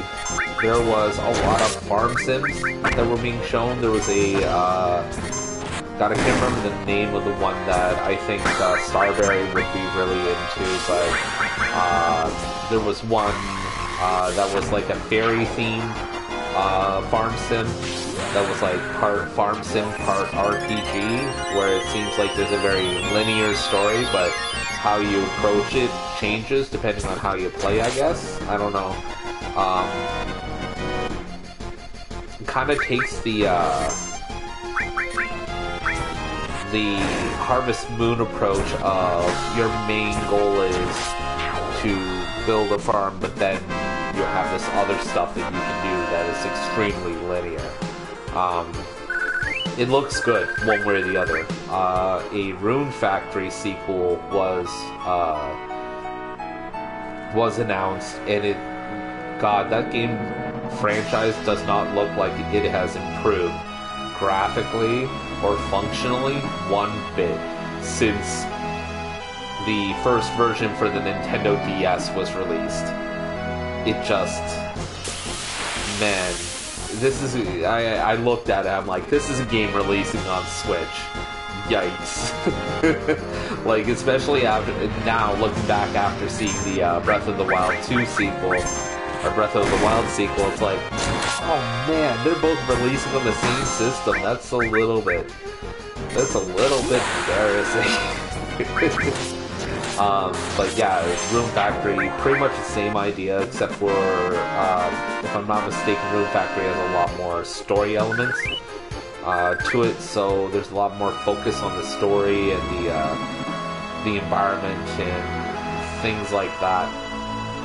It's a lot less of a free game, I guess, in terms of how you do things. My experience with Rune Factory, which I'll admit is very limited. I played the very first and I had about enough.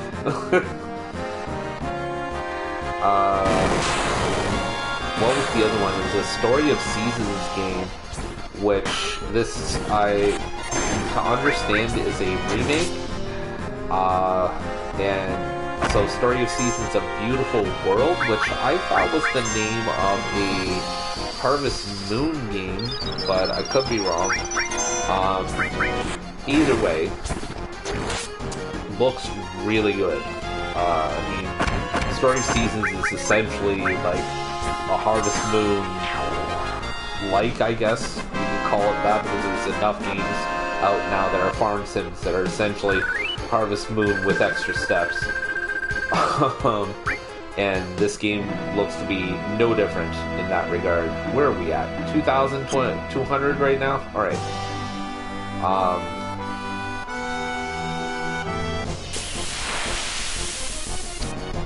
So there's a few good farm sims coming out. Factorio is coming out. I know a lot of people who are really into Factorio. Holy crap. This guy's just going all in on Cloud. Alright. Let's see what this actually does for terms of damage.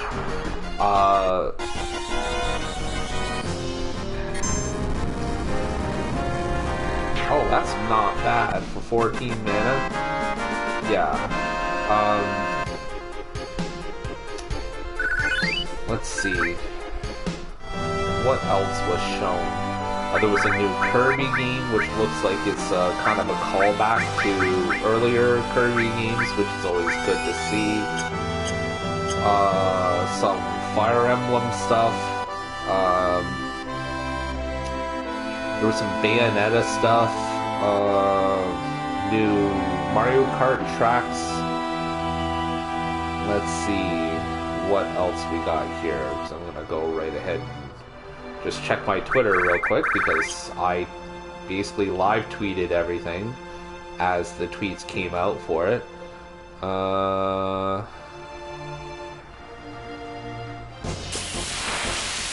So yeah, Kirby game, Breath of the Wild, sequel. Let's see here. Life is Strange collection is being released for Switch, which will be nice for people who haven't played Life is Strange yet. We didn't really get a good look, but I'm gonna presume that we're looking at oh shit, I wasn't paying attention. Not cool. We're looking at for all the episodes for the first Life is Strange, all the episodes for the second Life is Strange, and then all the episodes for Life is Strange True Colors.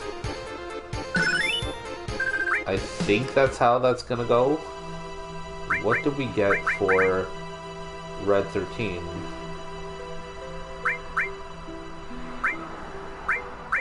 Oh, the All Magic got a level. Sweet. Alright, cool. That's what I get for not paying attention, I guess. Alright, where are we at?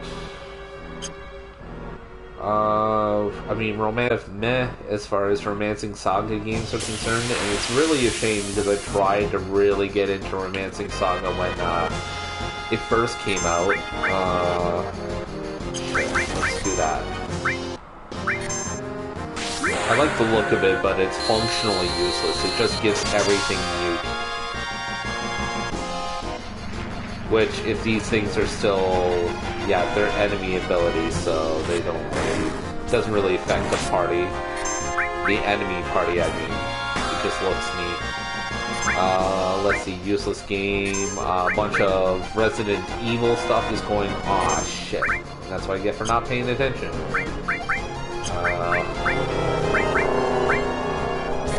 God, that was a frickin' name. Narrow Sephiroth. Alright.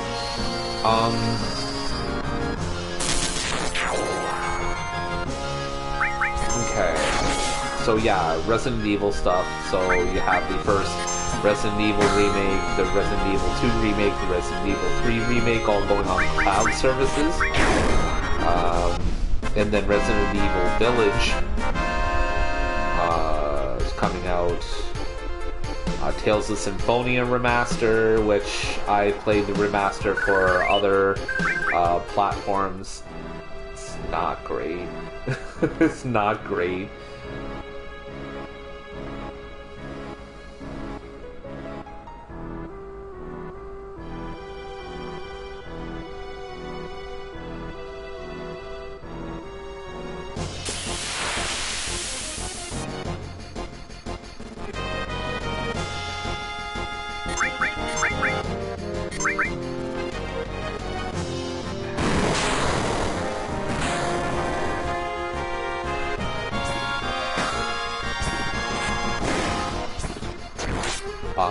Octopath Traveler is getting a sequel. Or did forget about that. Oh, and that Fairy Farm game is literally called Fairy Farm. Which is what I thought, but that didn't sound like a game name to me for some reason.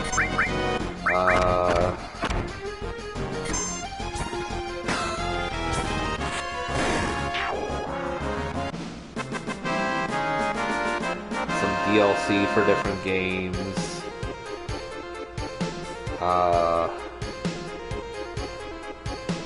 Some N64 re-releases, Nintendo Switch Sports, which is like Wii Sports but made for the Nintendo Switch, as you might have gathered. That's pretty much it. There's some other stuff, but honestly, to me, that's the noteworthy stuff anyways. And then later on today, we have a PlayStation State of Play coming at around 6 p.m. Eastern Standard, if I have that. I think I've got that correct. Yes, we'll see. Yes. Actually, let's test something here.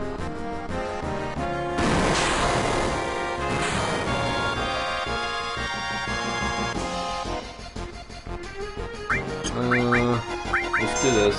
Wasn't paying attention.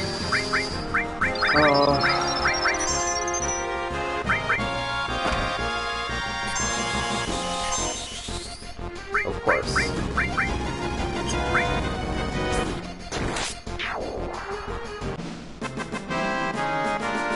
Right after I cure everybody. Okay, I think I have some stuff to check on Discord real quick.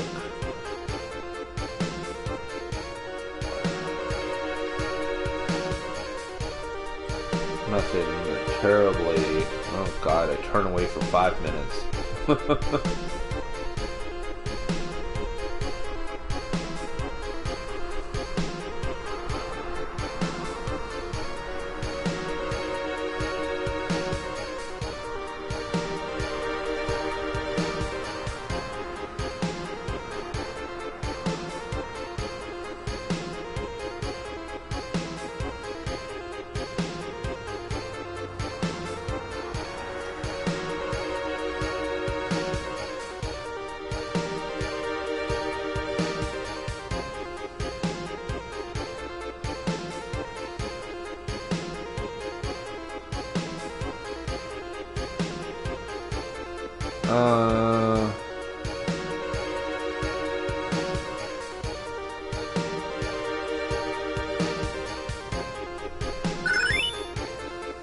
Ooh, I like that.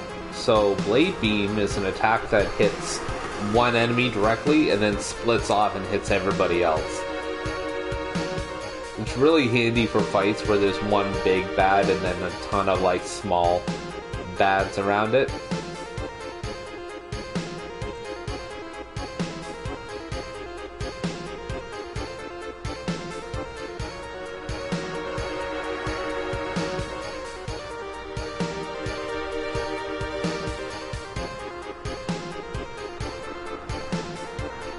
Oh, yeez. Somebody joined into a server I'm in today.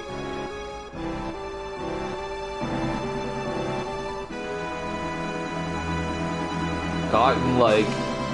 Or not today, joined in yesterday.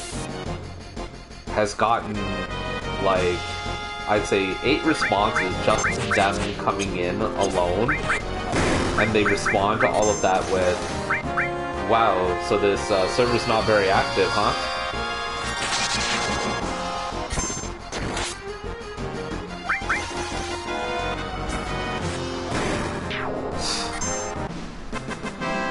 It's funny. They're kind of used to the concept of servers being an absolute nonsense whirlwind of chaos, which some servers are. I've been a part of a couple of them, and I just can't do it. I can't do it. I've actually known more than a couple. Probably quite a few.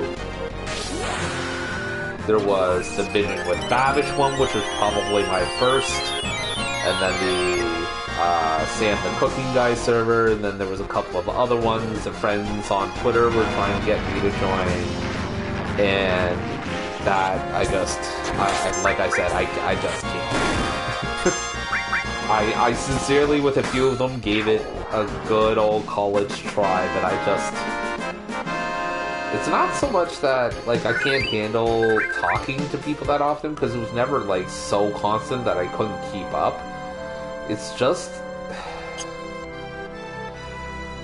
It's like 75% of the people in these servers are, like, chasing down constant validation and constant, like, me-firstness and, like, I can't, that's the part that I can't deal with. When, you know, when it's 1 or 2, it's like, okay, if I just leave the server for a little bit, then everything's good. But when it's, like, almost everybody, and it's almost constantly, no, I'm good. That's why I pick and choose my servers quite a bit, and honestly, the ones that I'm in, I'm pretty happy with so far. With a couple of exceptions that I stay in just because, you know, I feel like I kind of have to. Right, good timing, because it looks like... Do I do this in status? No, status. There we go. Nope. Limit, okay. Yeah, of course it's limit.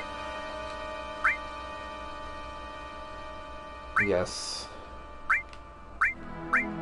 Oh, Lunatic High is not part of level 2 yet. Alright. How are we doing? I think we're doing good. We just cracked 4 grand, so should be alright. So back on the subject of directs, the new State of Play that's coming out today, I have absolutely, just like the Nintendo Direct, I had absolutely no idea or expectation for what might come. I mean, considering that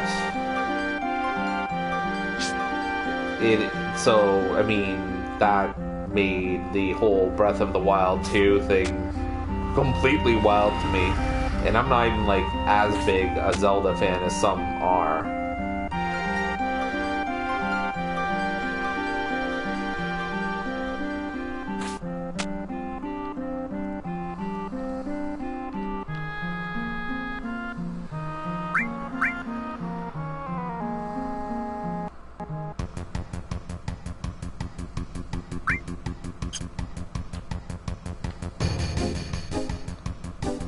Okay, let's create some choke points.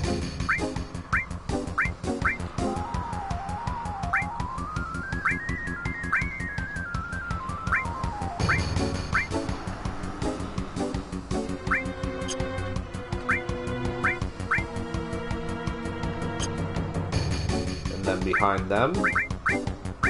I don't think this is gonna be all that difficult. I think the story-related one is not supposed to be, but it's better safe than sorry.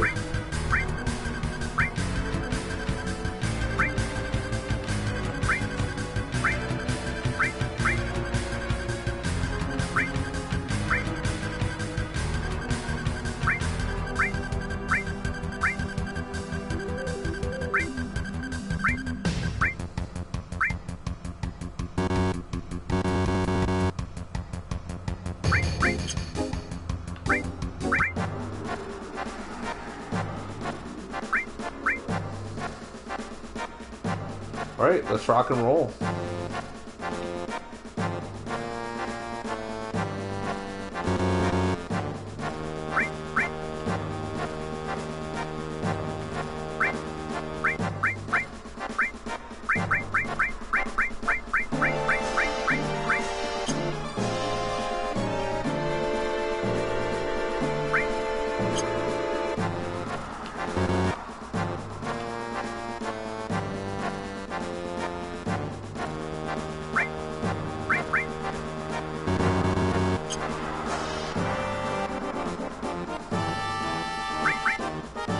Come on, guys. Let's move a little faster. Don't have all day here.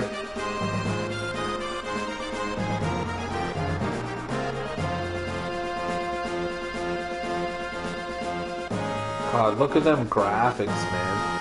That's some, Star Fox quality stuff right there.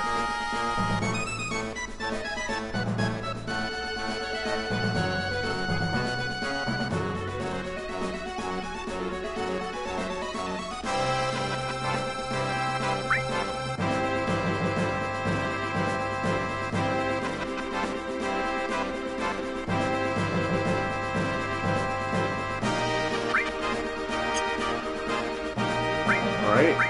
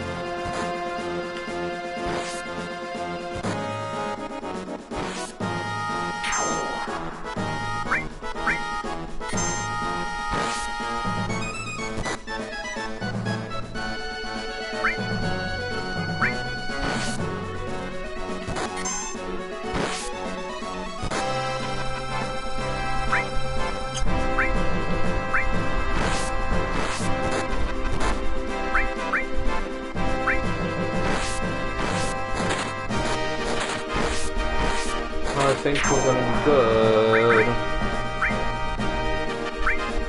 Numbers are already going down. Just worried about that far right because I had not accommodated for that.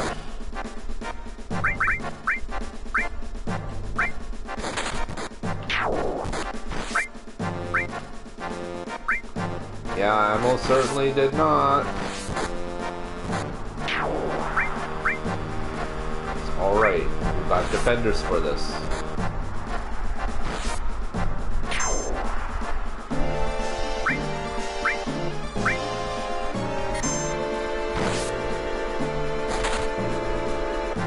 Alright, that should slow him down enough that we can get that section cleared out. It looks like that's the entire wave, so it should be good. Might have to get this guy to come in and support.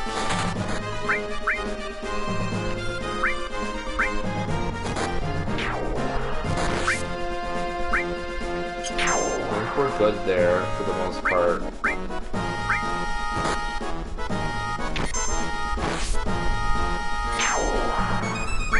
There we go.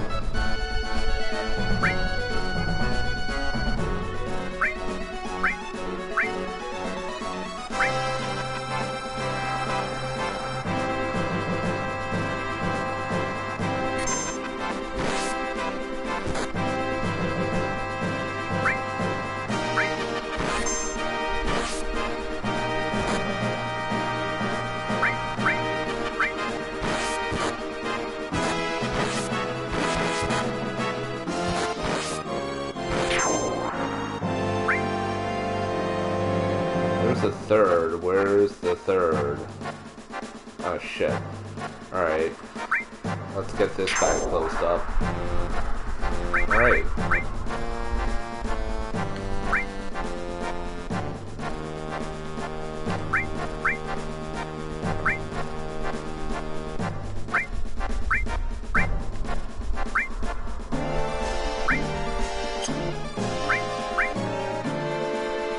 Let's see if we can get that guy beat before he makes it to the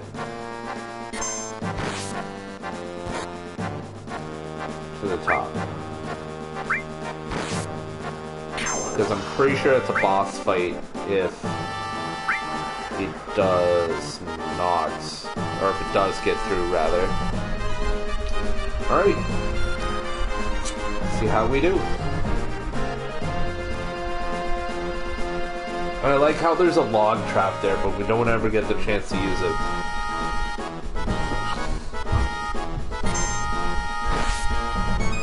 Yeah, let's go. Oh, shit. Well, shite.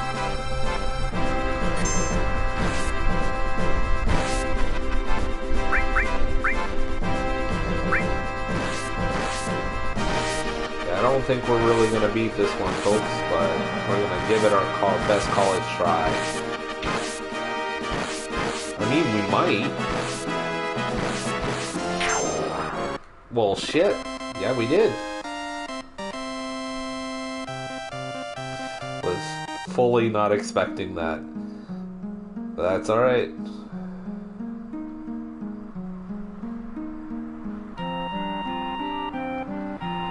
I got 400 gil back from that. Yay! Magic Kalm. Alright. How many more times do I gotta do this?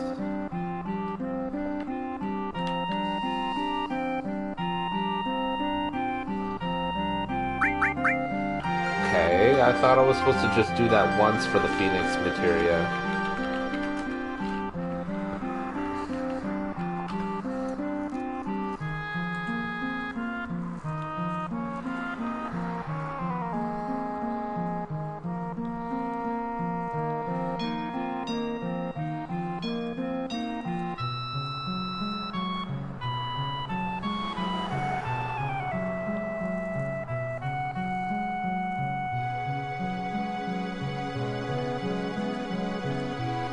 Oh, so I don't get it right now. At this point, it looks like this is just here for fun. I got myself a magic comb, though. Yay! What is magic comb? Is a red 13 weapon, if I'm not mistaken. Double AP and a better attack.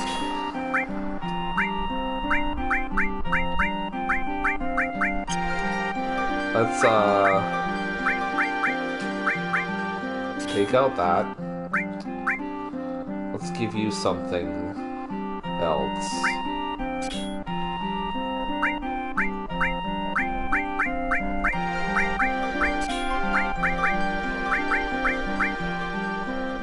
You don't need Chocobo Lure anymore, so you can get Steel again. And we're good. So is that it? I did that for the weapon.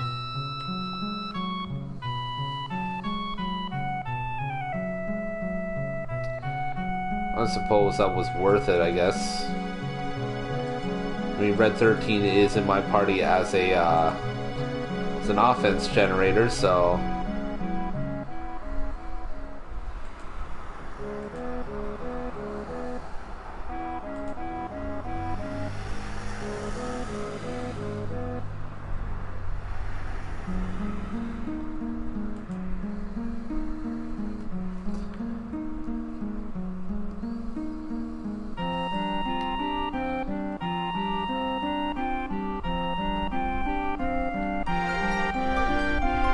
I think I'll go over there and just make use of them while I'm here and save. Here. Go ahead, Noel. Come on.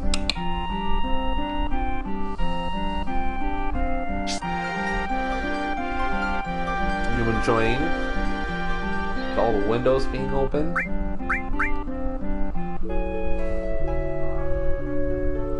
So, about an hour and a half left. We're gonna have some luck getting to Junon or Junon or however the hell you pronounce it.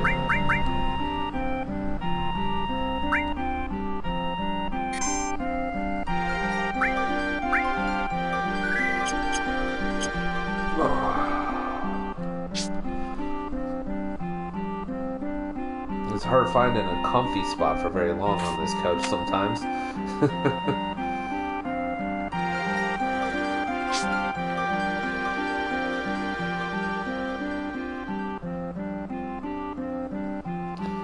Yes, I know, kitty. It probably smells weird because it came from the dollar store, alright?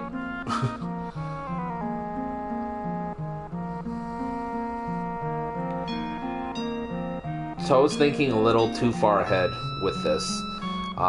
There is a mission that comes by here later on in the game after you've gotten Sid in your party.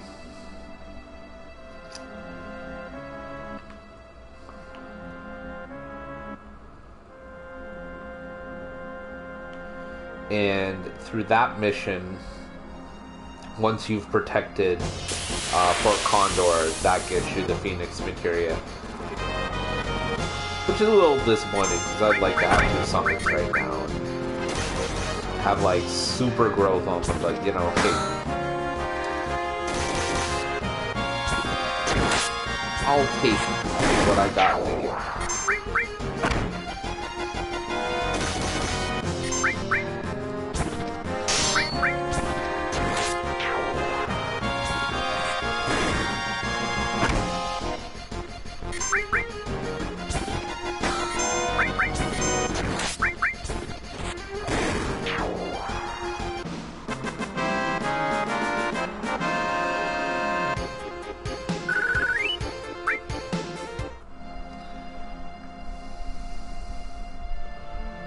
Let's see, there's a marker out this way, I think. Yeah, right at the very tippy top of that. I think that's really just kind of a useless house there.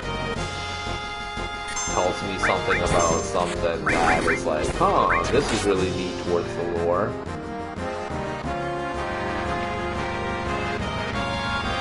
But in the case that there's items there, we're gonna go check it out anyway. I don't recall whether or not there's items out there, so... Besides, what's an RPG without a little grinding? Whoa, whoa, whoa, too far. Oh, it's Junon over there. Oh, shit. Making a big deal about whether or not an hour and a half is gonna be enough to get to Junon.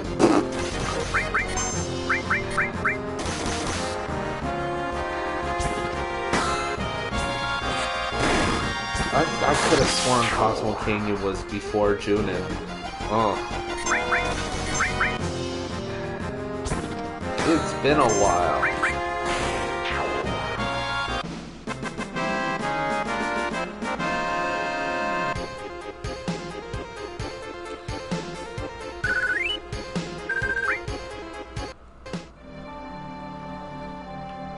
Hello, Junon Cannon. It's been a while. Seriously? Alright, that's fine. Thwart my plans?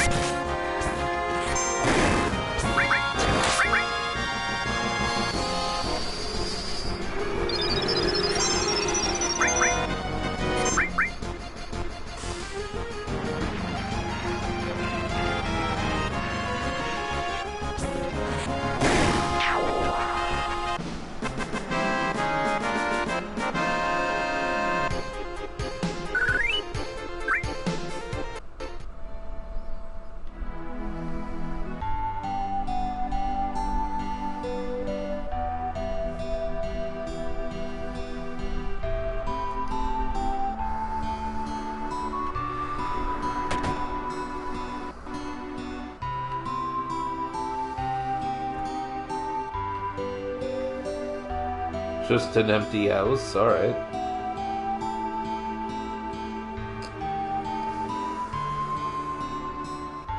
Move it, Grandma.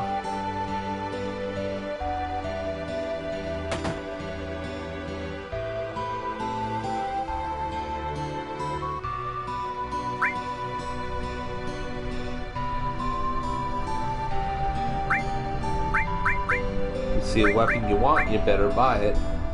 Well, see, here's the requisite for me buying a weapon, is that there's gotta be fucking weapons available. You jackass. It's funny, I bought 10 total Phoenix Downs at one point. I have not used one yet. I feel like I'm gonna get to a point where I'm just gonna use a ton and be like, why didn't I buy more?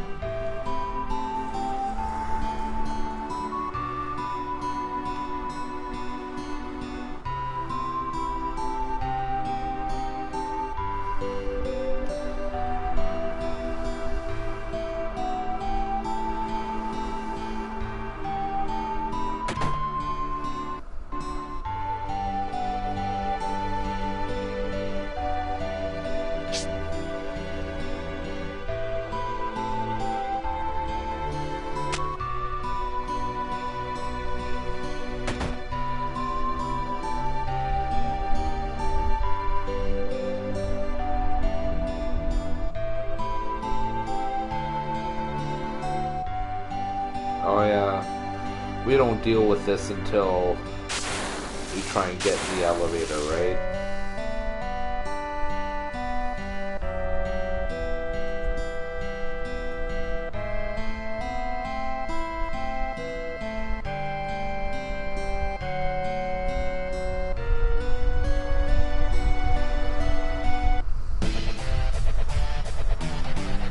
Oh, so we're just gonna get right to it then. Never mind.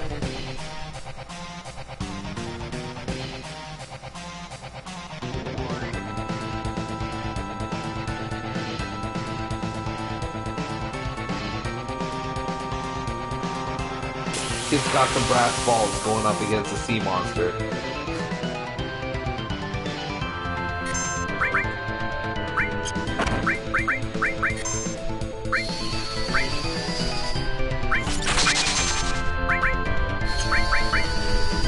Let's see what we're up against.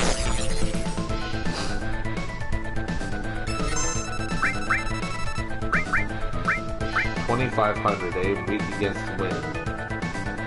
Didn't say it was strong against anything, so that's always good. So we use this with Reckless Abandon.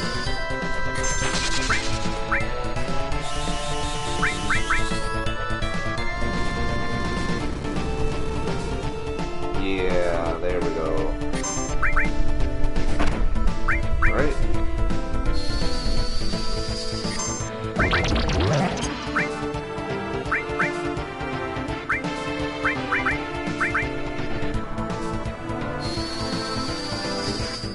If I'm not mistaken, summon materia gain a use every battle for every level it has. So because it's the first level, I only get to use it once per battle. And then once it's mastered, you can use it an endless amount of times per battle. I think that's how they go.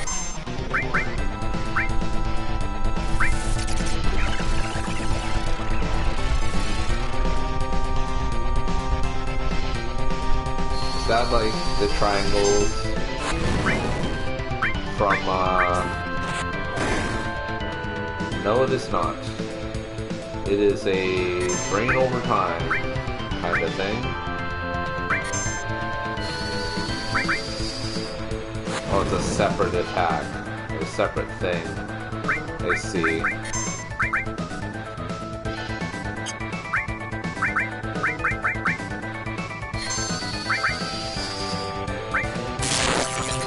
We at just about 1,000 with this guy.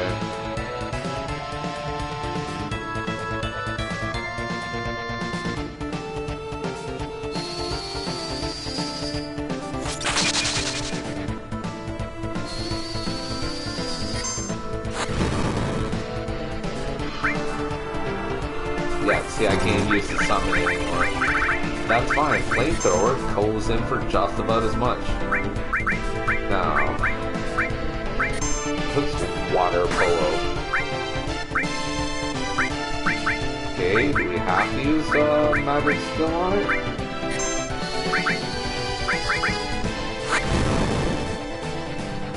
Yeah, I guess so.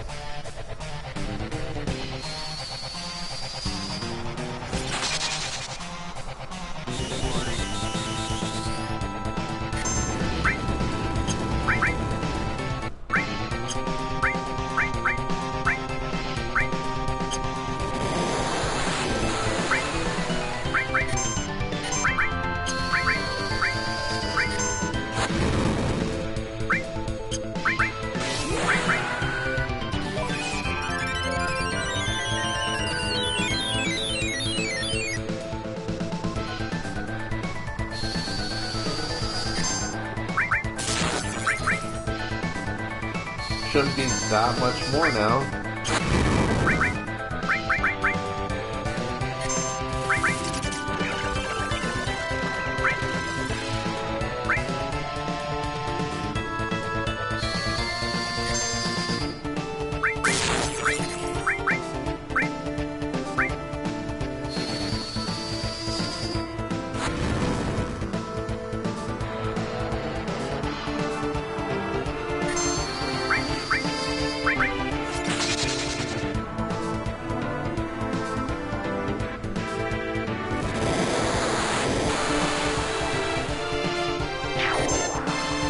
Go.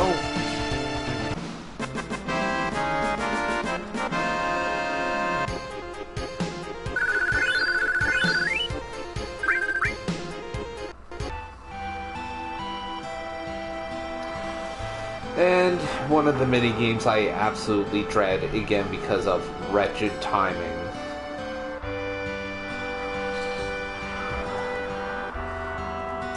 But if it's like that swing thing back in Midgar, maybe they've actually fixed it.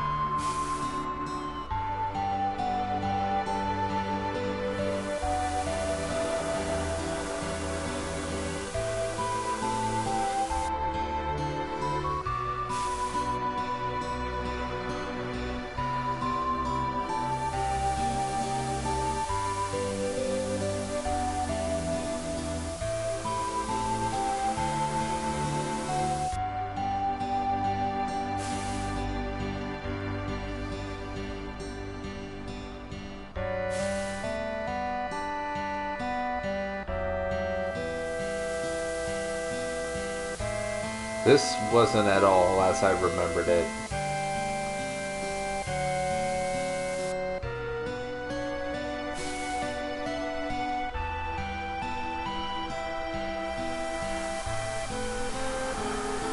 A lot easier than I remember it.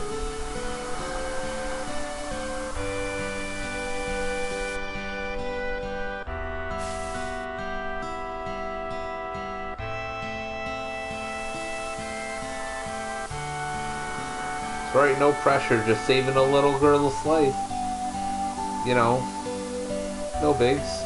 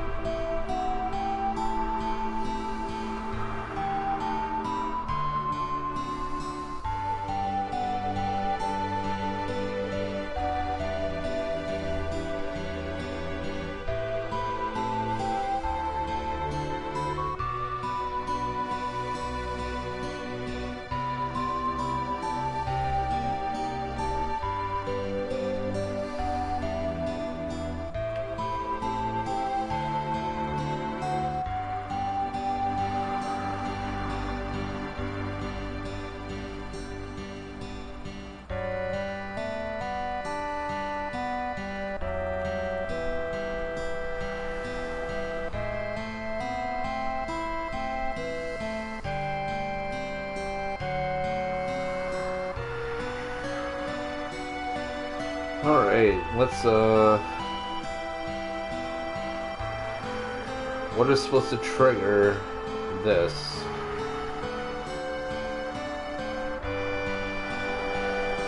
Oh goodness, I'm kind of lost at the moment. So I thought I was supposed to go talk to this guy, trigger, hey look, I can't get onto the elevator.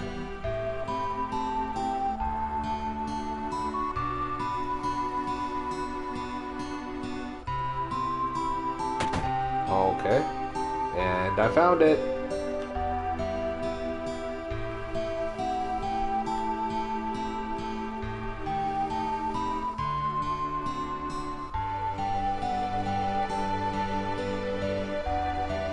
I mean, sure, I'll stay in a stranger's house. I've been doing it for a while now. Sounds like a good time.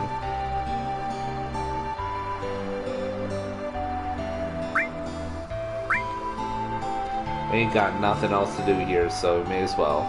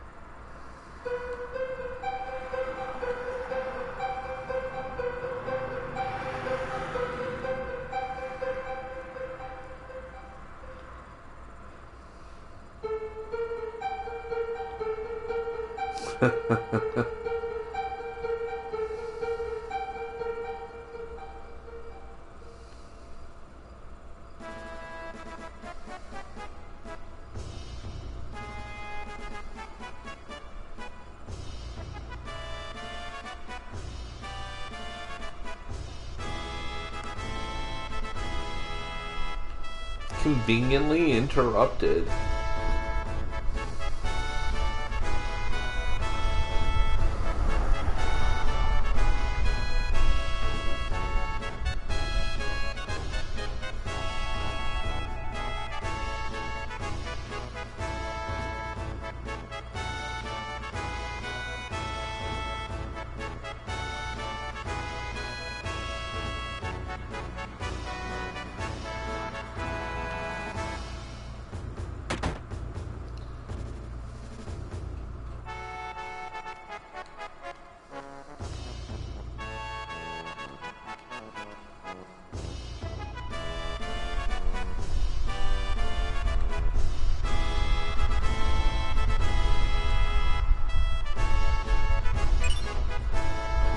Oh, there we go.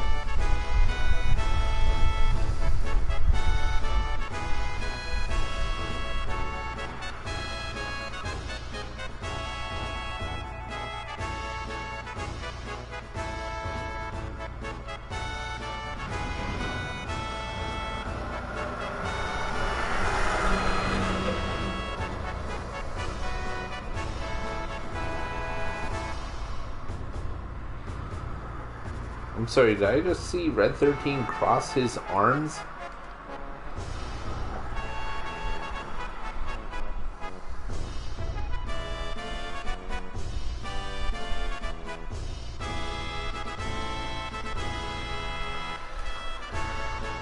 It's funny how Final Fantasy VII has like these really heavy, poignant, you know, impactful moments, and then there's stuff like this.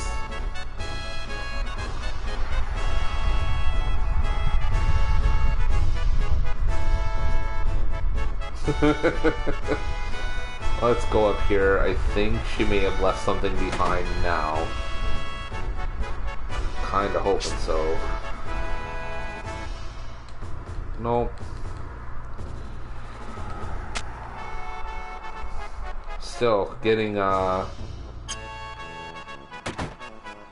Getting Shiva was no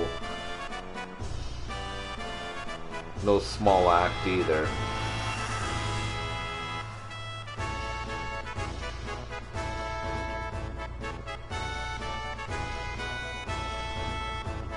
Yes, it is a Shinra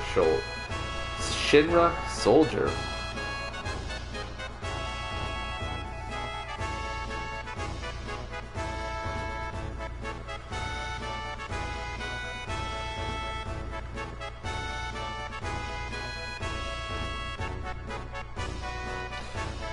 Just say it. Barrett, you want to commit murder. Because after all of this, your taste for killing people is still intact?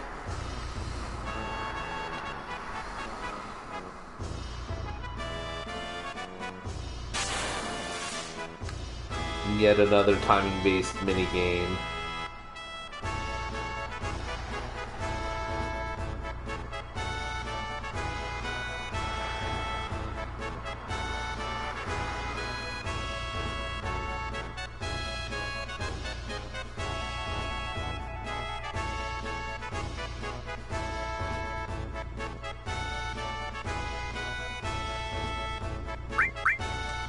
Yeah, let's go for it.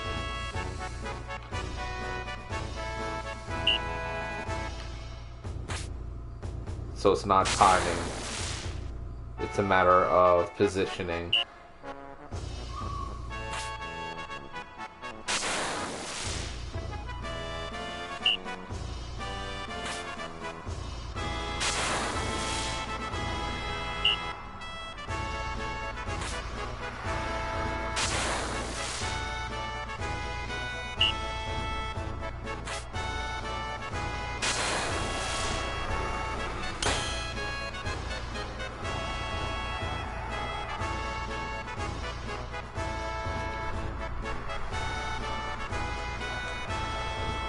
Did I get hurt for that? Nope.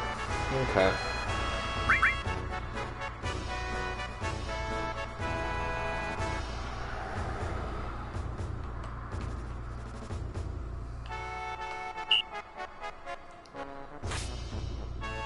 So, in case anybody hadn't figured it out, this is annoying.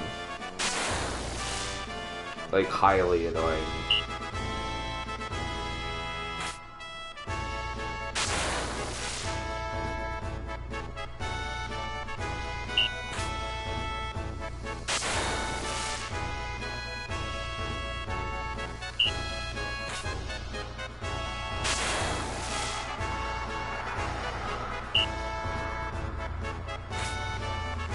Ah, there we go.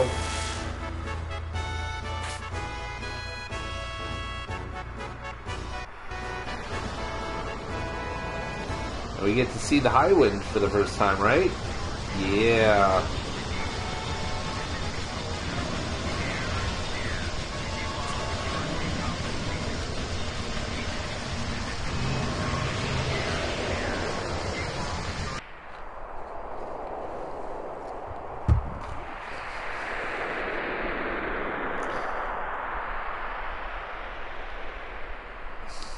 There's a chest.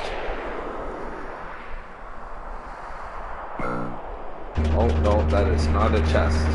I repeat, that is not a chest. A bunch of other aircraft up there.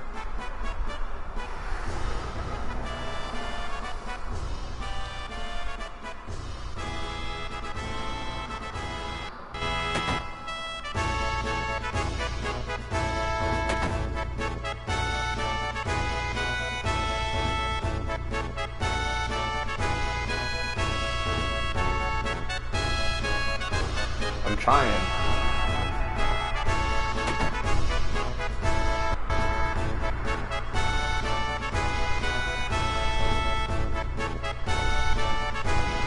Trying? There we go.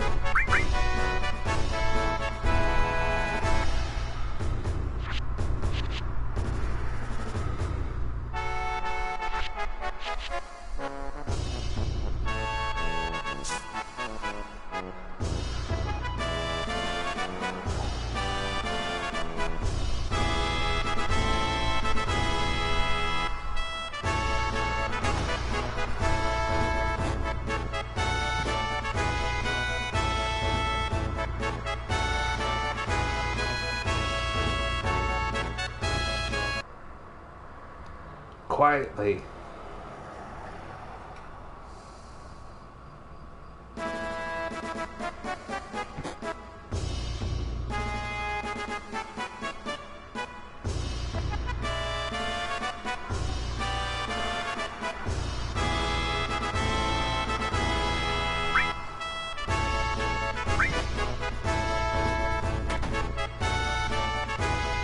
How do I do that? You didn't show me.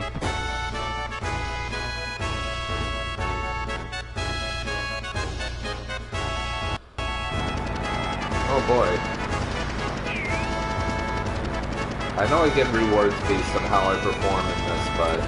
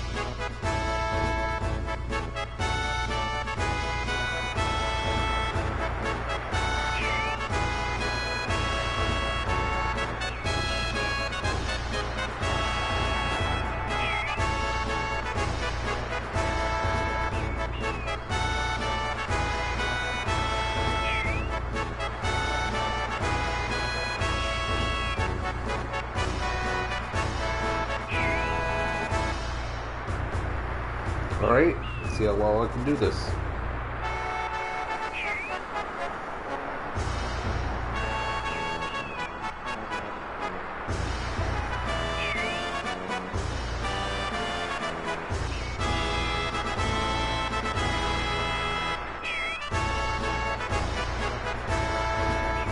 Oof.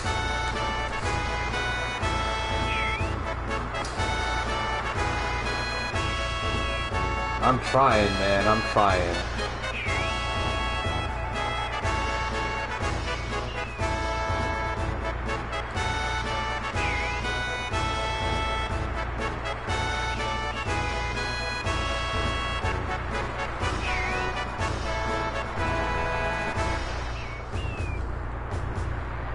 I'm not good at this, apparently.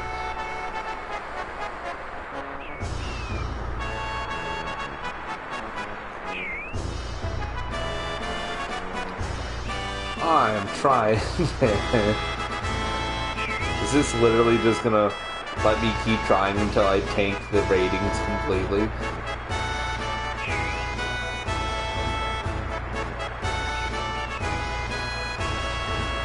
Yep, looks like.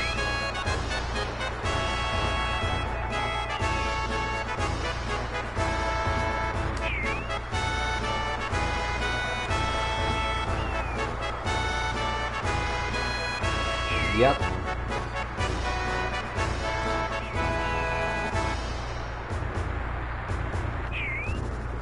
I don't know what I'm doing wrong. I'm not touching anybody. I guess I can't even get close. Like...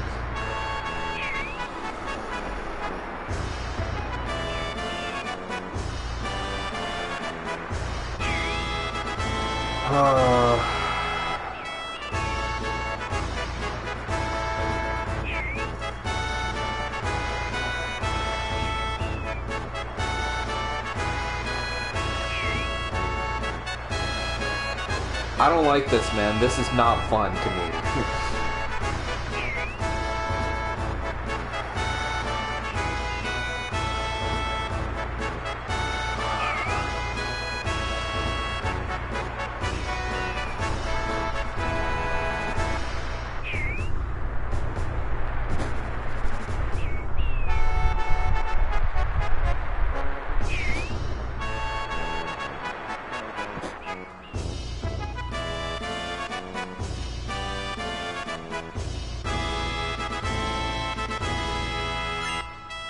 I don't care really what the rewards are for that.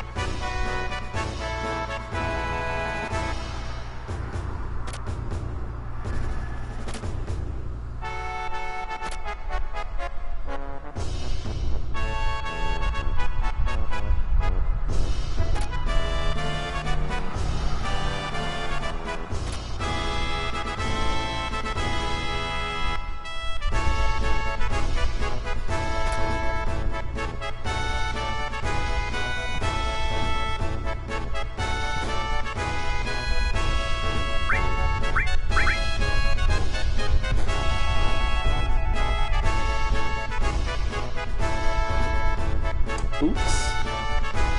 Wrong answer, I guess?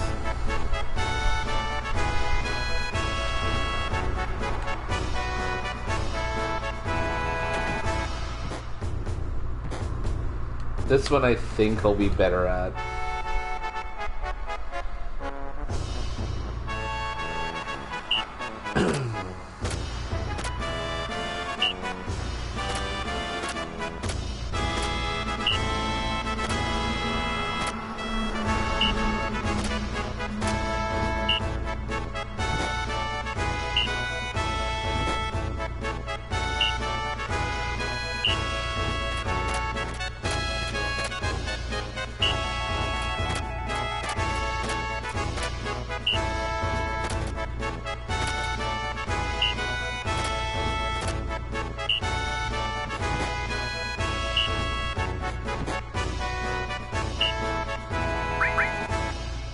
Yeah, this one will be a little bit easier, I think.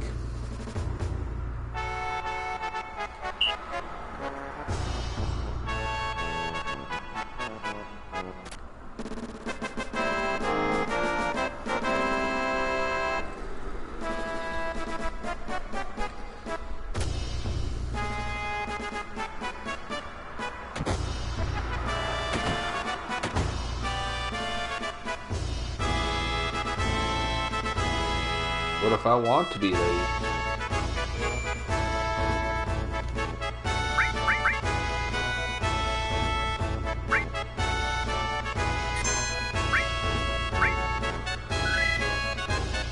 I thought I'd be stuck doing that parade shit forever. Yeah.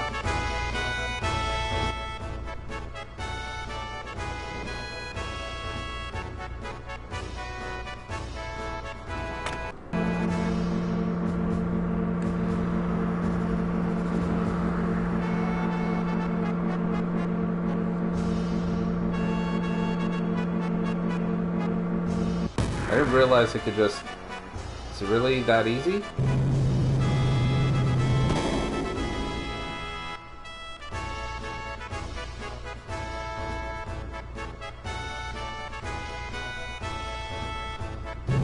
Ah.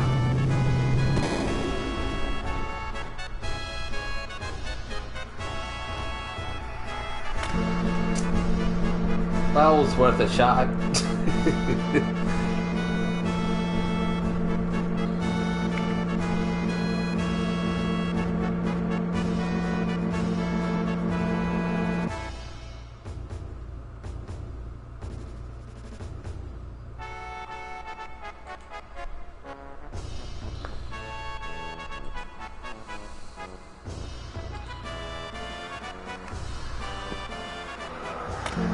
Oh shit. Did not mean to do that again. Whoops.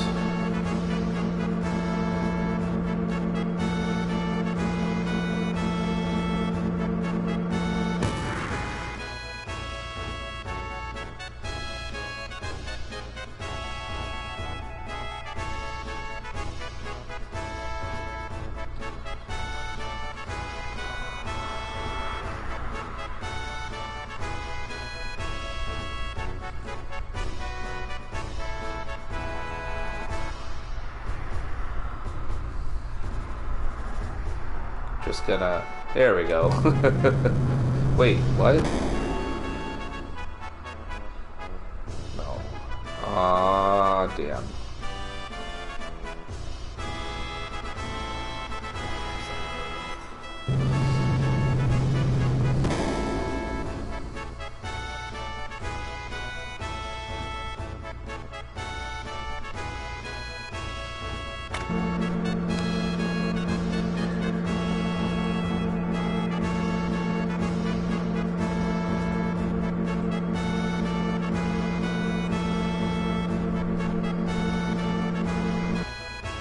This was fun. I don't recommend it. Oh, hey, Rude. How's it doing? Hey, get back here. I want to talk to you. Hey, you didn't talk to me.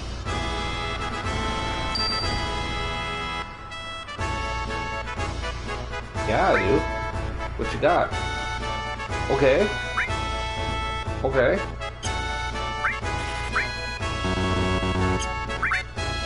No. Yes.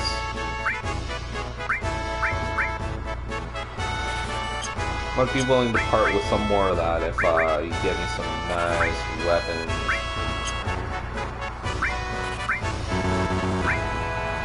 Ugh. Okay. We just need enough for that.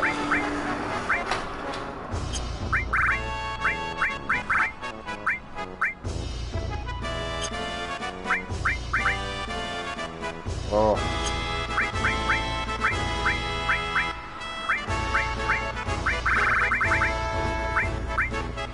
I feel like that'd be the end of me if I ended up getting rid of that.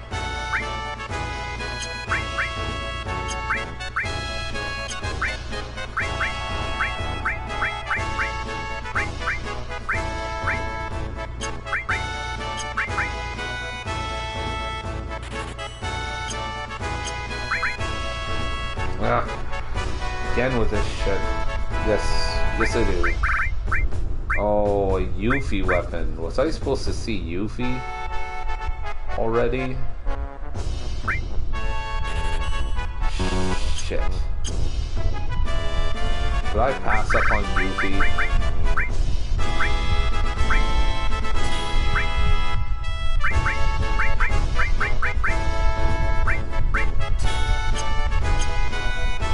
Oh man, alright,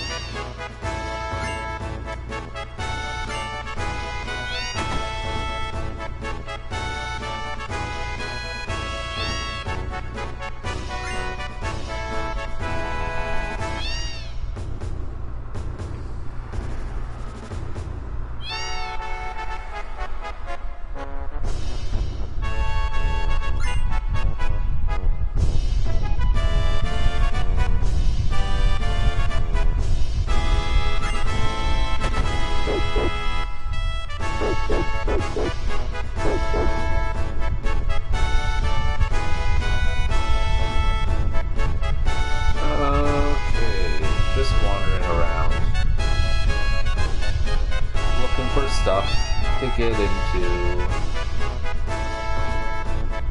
quite a bit of stuff here. Let's see what's on the main floor.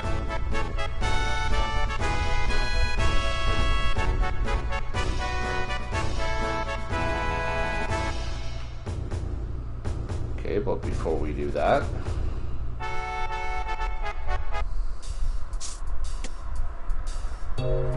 what?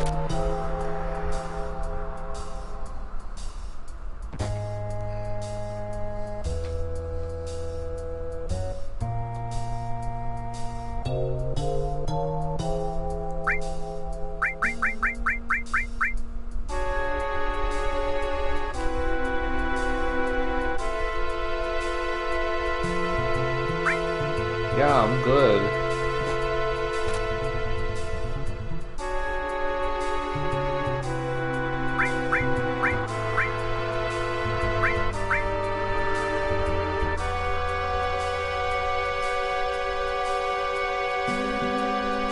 Okay. Sir talks about the ultimate. Oh, another enemy skill. Alright.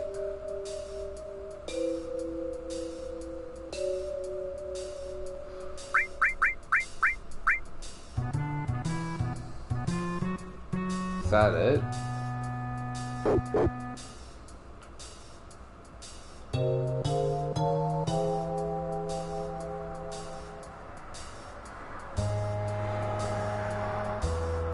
If you manage to get to this point in the game without knowing a lot of that stuff, I mean, kudos to you, man.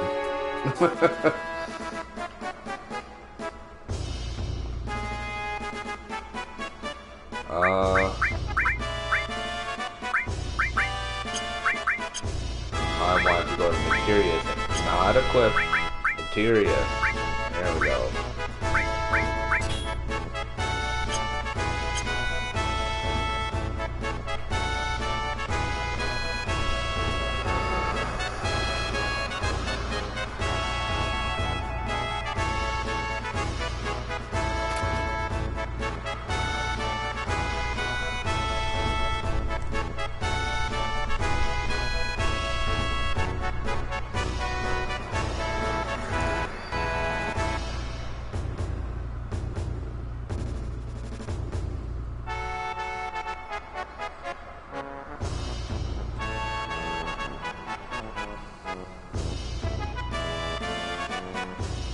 You know, for future reference.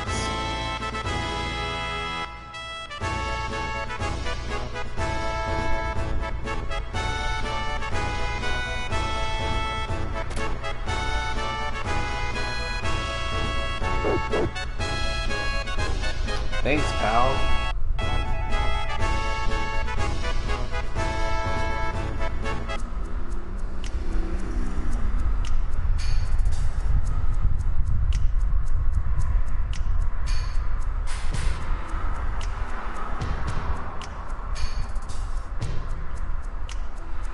I can't speak to sing or song or however you pronounce it.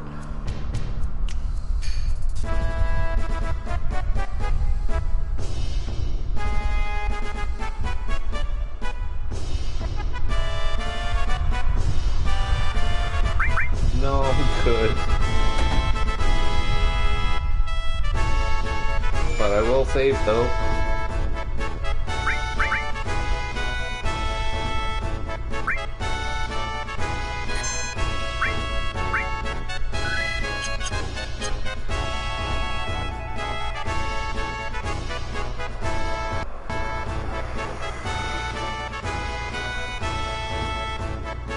Well, hello. Is this what I think it is?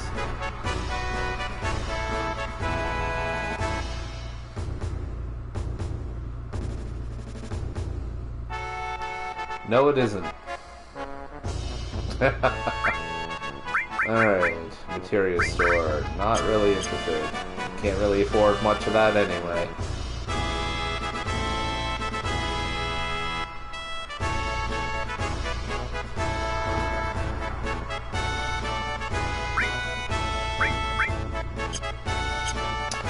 Cool, but not cool enough for me to drop any more items to try and afford things.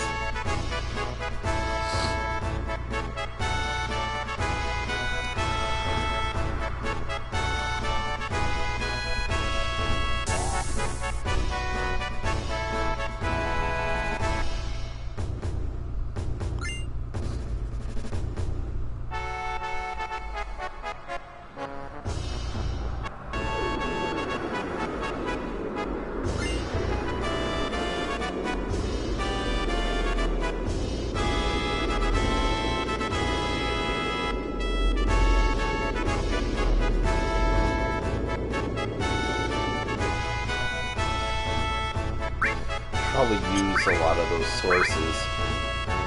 At least the ones that I know I would give to Cloud.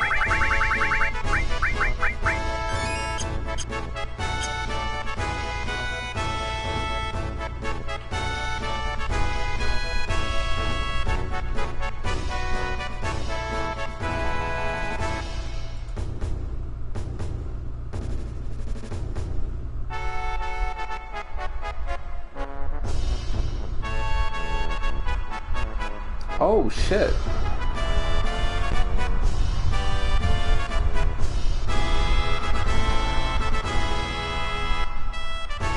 I didn't miss anything. They didn't do a trailer or something. They just out and out just dropped the release date for the Crisis Core remaster. Like,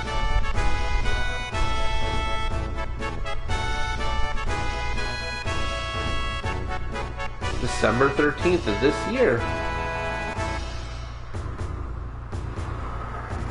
Did I miss the state of play? There's no way.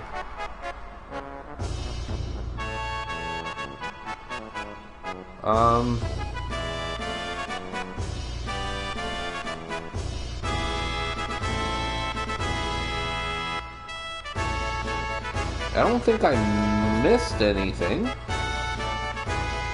So, did they just kind of do it independently because everybody's just dropping stuff today?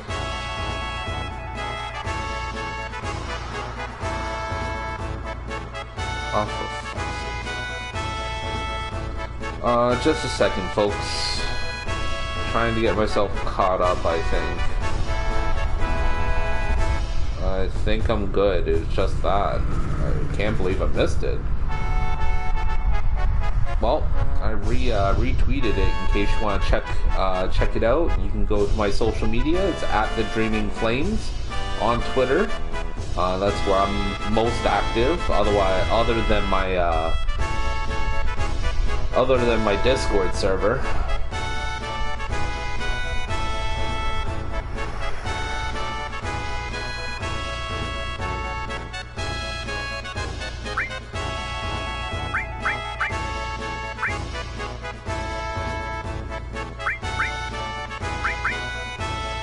I mean, way to go having 2 weapon shops in this place, I guess.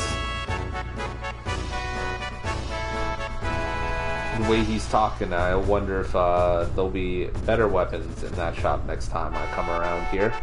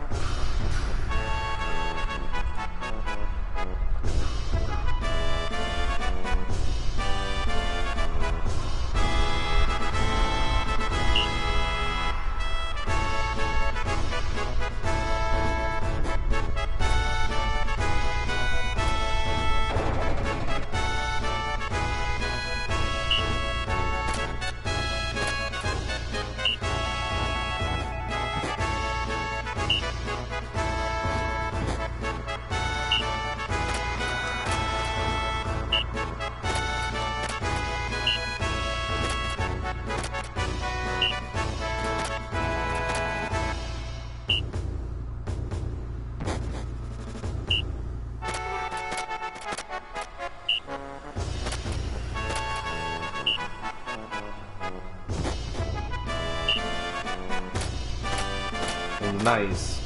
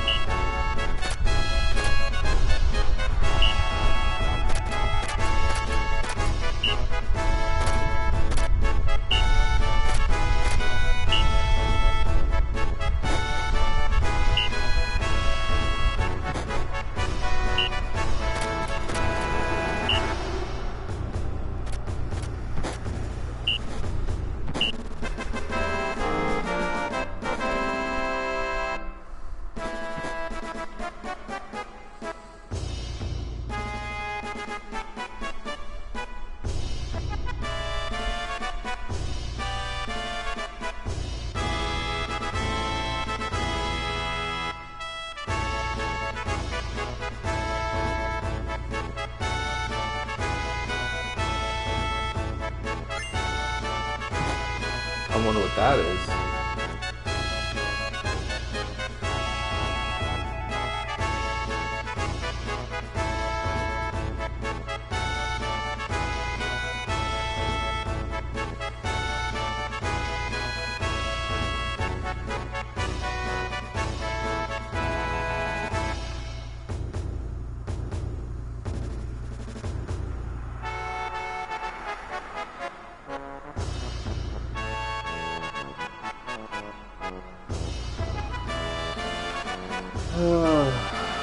Let's see.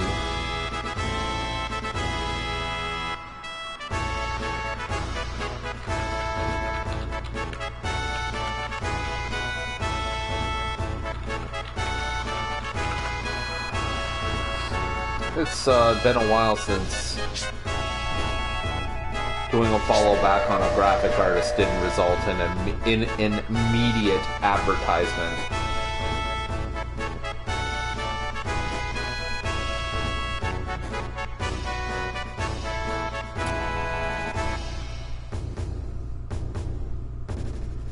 Oof.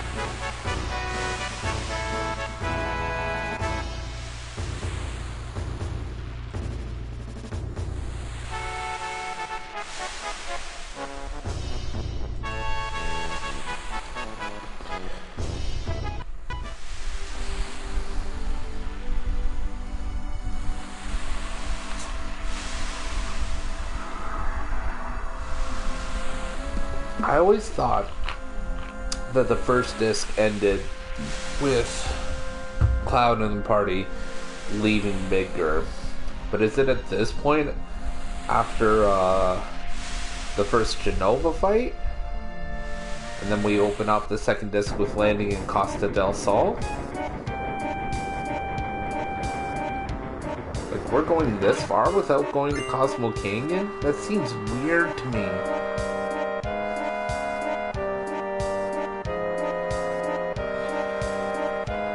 Like I said, you can really tell how far I usually play this game to.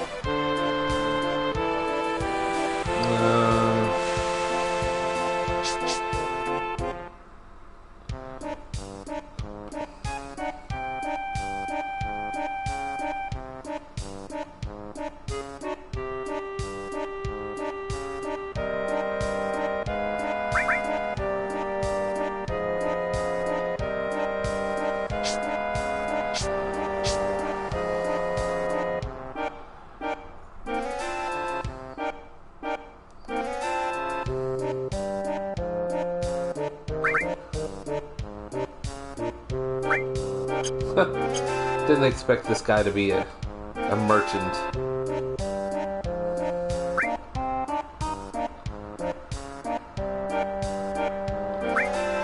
No, I'm good.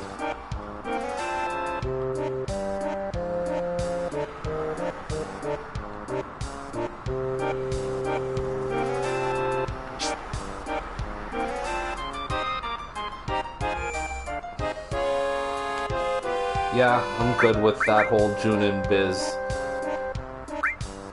I might even get to complete what I think now is the end of the first disc by the end of the stream, which is always good news.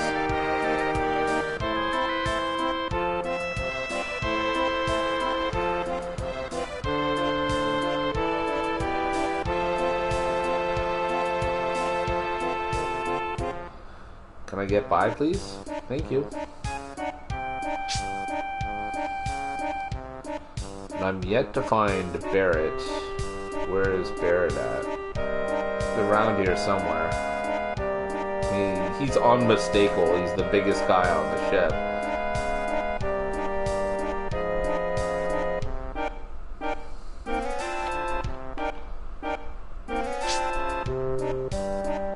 Ah, yes. Okay, so I should be able to get through there. I was trying, but it won't let me.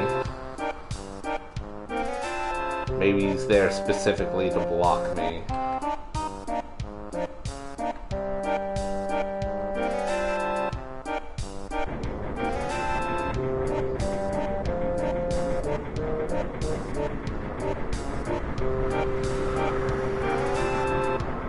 Okay, what am I missing?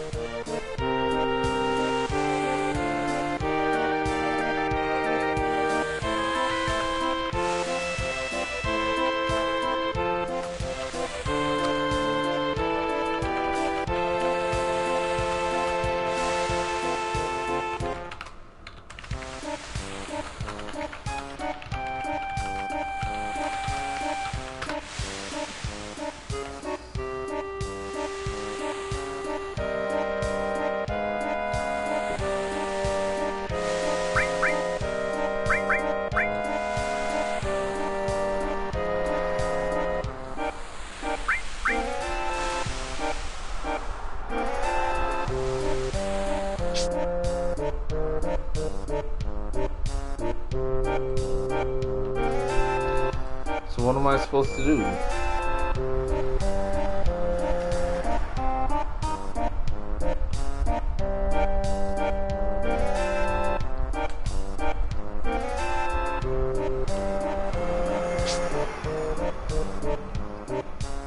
Treat me like I should be able to go forward there at this spot. But this guy seems to be blocking my way.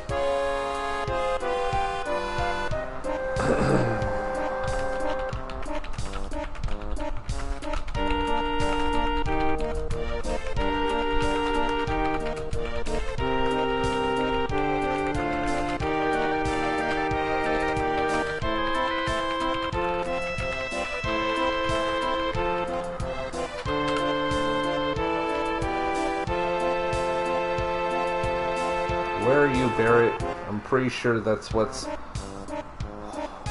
holding me up here.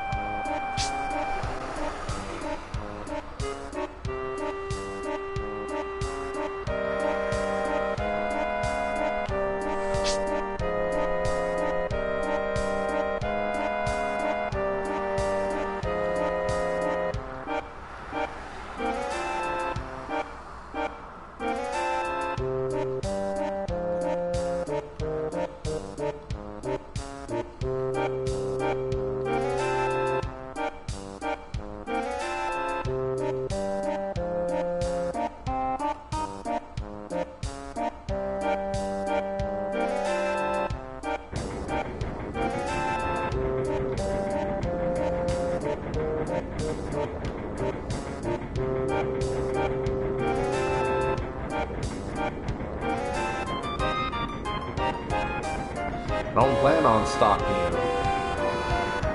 I did not. I am actually actively looking for him.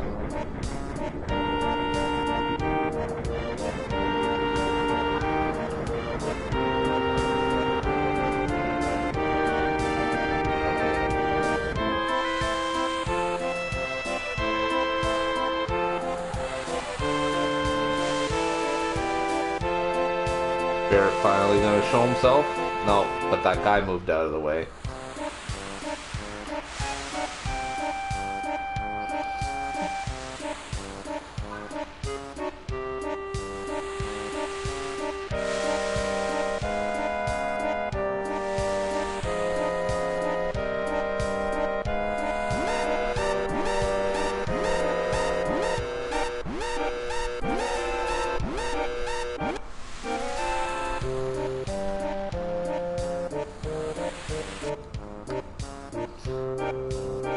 Things are gonna get real quiet, real quick.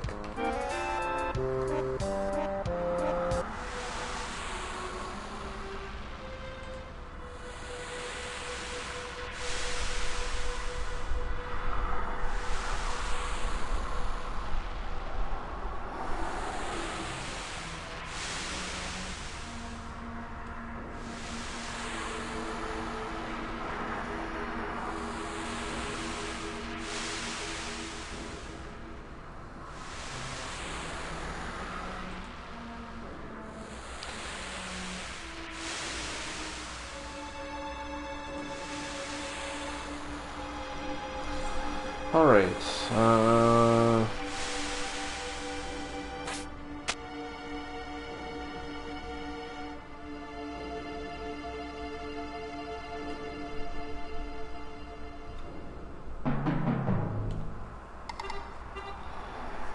oh, you about to real quick.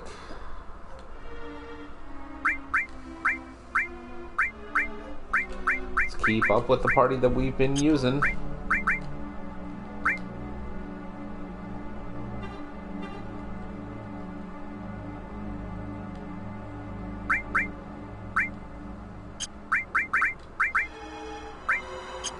Ugh. This, another bad thing about this is the skipping it does sometimes. And it's just, it happens randomly and I can't explain why. Drives me mad. Hate it.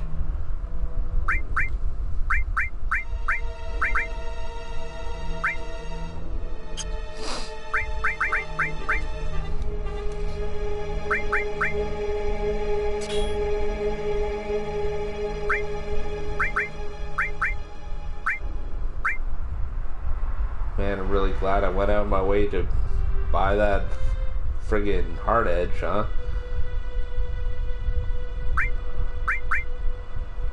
Okay.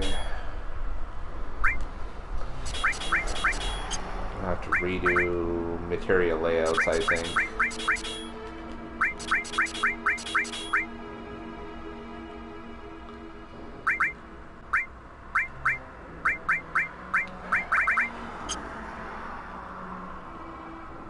Okay, so we got the Force Stealer has double, right? And that has double. Alright. It's gonna be single target battle, if I'm not mistaken, so we don't really need all on everything. Our offensive stuff anyways. The coming battle. Going entirely on memory here. Alright, so let's get you Shiva. Let's get you,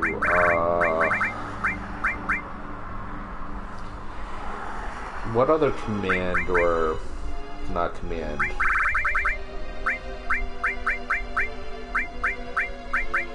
We don't really have any other purple material. Let's call them purple, because that's what they are. Don't really have them on hand at all. Just all. That's our main one. So what do we want to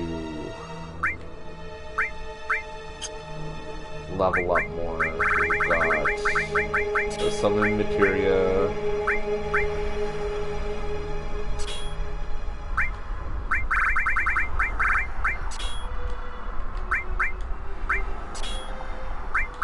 We've got another ice as well.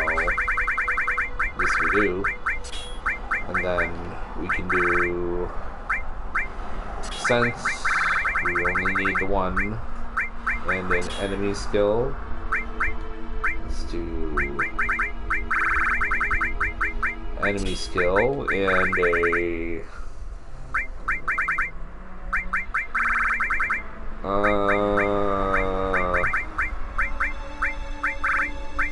lightning. Then you can be restore, all. You can do poison and earth, and then let's do heal, all, and I think we're good.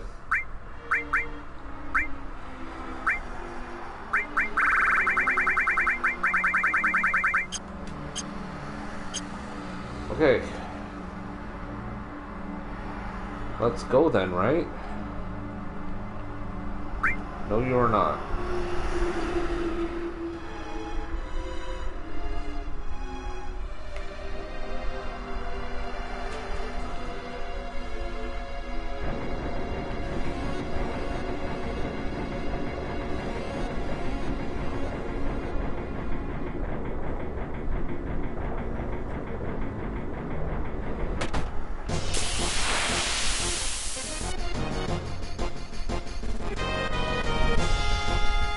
And I didn't realize there would be random battles after getting to a certain point, so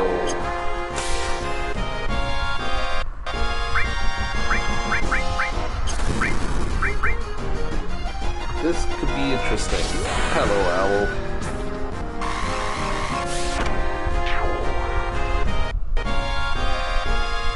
Ooh, ice too. Alright.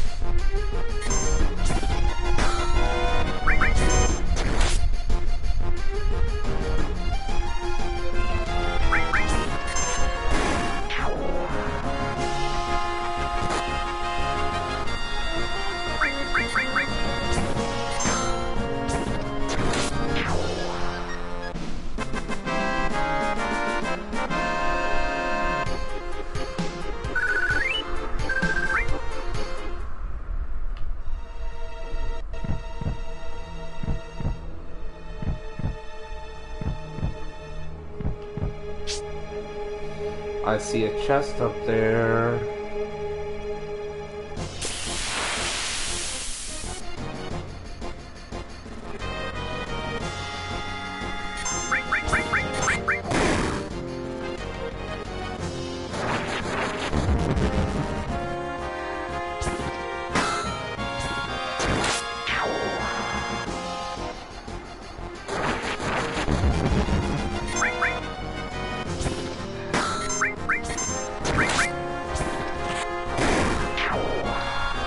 Bye-bye. Oh, I have sources to use. I almost forgot. Well, regardless of whether or not it's the end of the first disc, I think, fucking hell.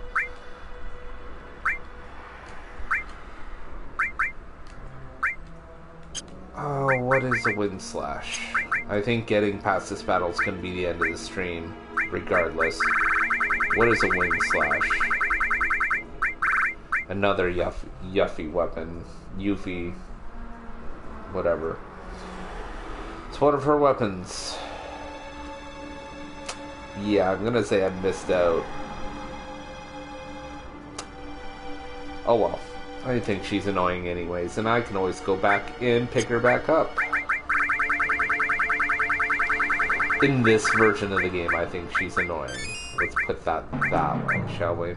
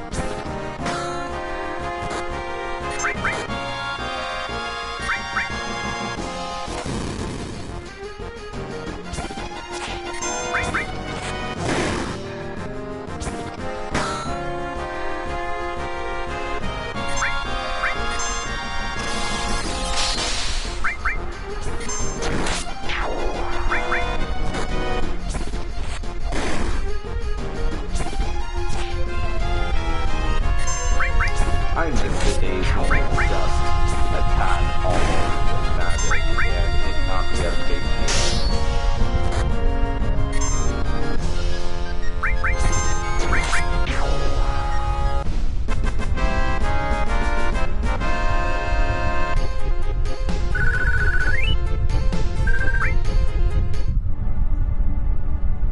Was the end of the first disc when you're at the City of the Ancients?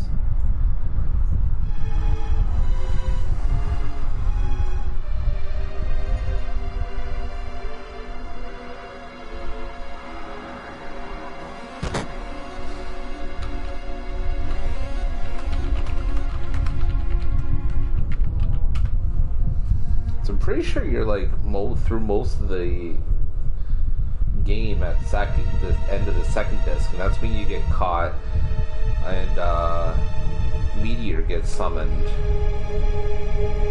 Yeah, I think I'm right with the fact that disc 1 ends, yeah, the City of the Ancients.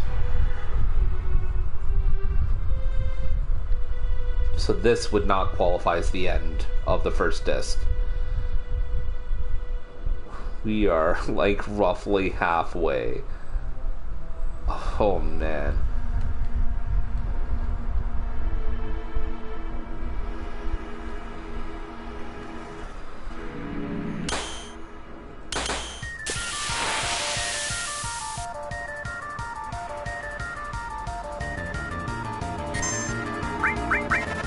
Alright, we open up fairly. We get stopped or slowed. We're about to find out, I guess.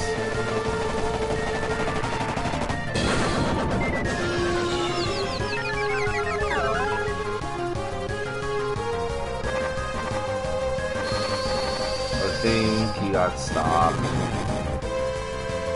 We have to do something about that, aren't we? I don't think we have anything that cures stop. Oh.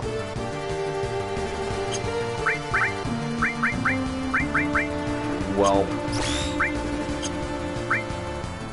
there's our ability to...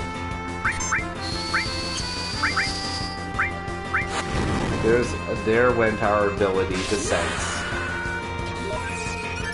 And I don't think stop is just a thing that just goes away over time.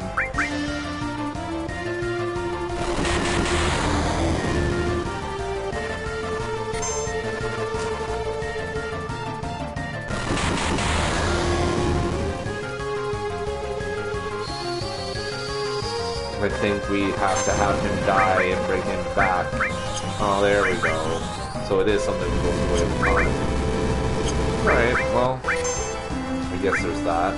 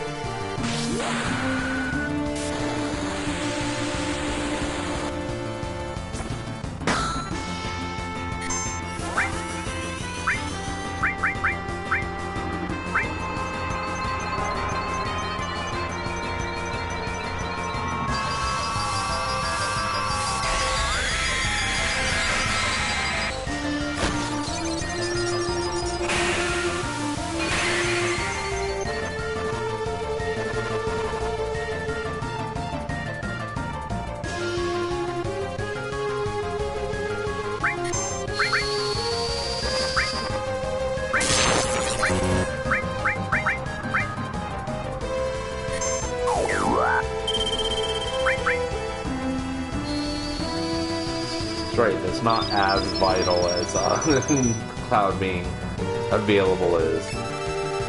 Alright, level 25, we are almost halfway through. It's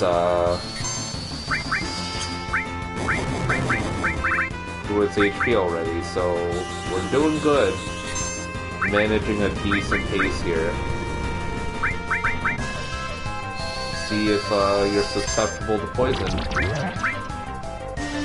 It just missed, so probably not.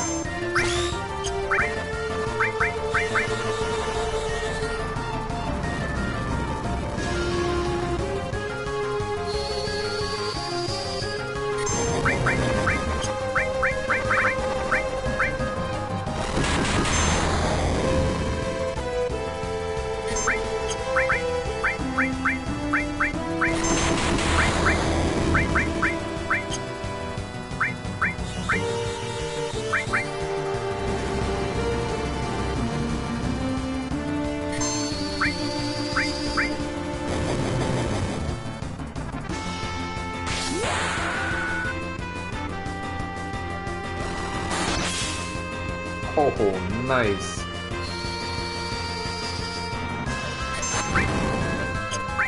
Alright, we're moving at a good clip here.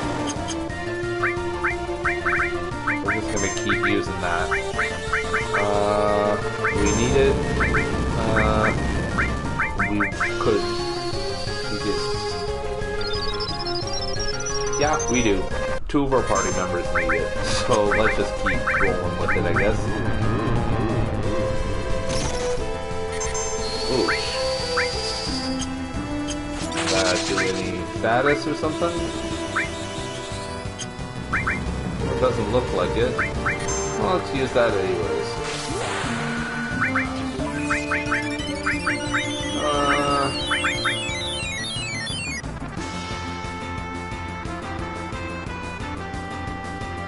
Who's it gonna be? Alright. Sorry about that, Red.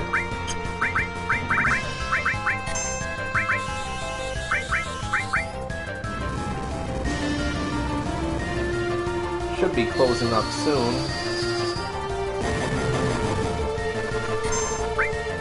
Oh yeah, there we go.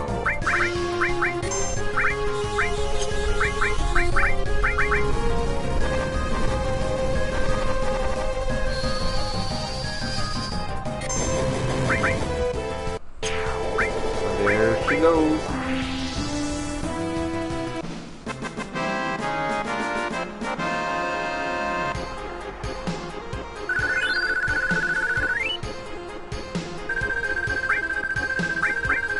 Sure, I'll take it.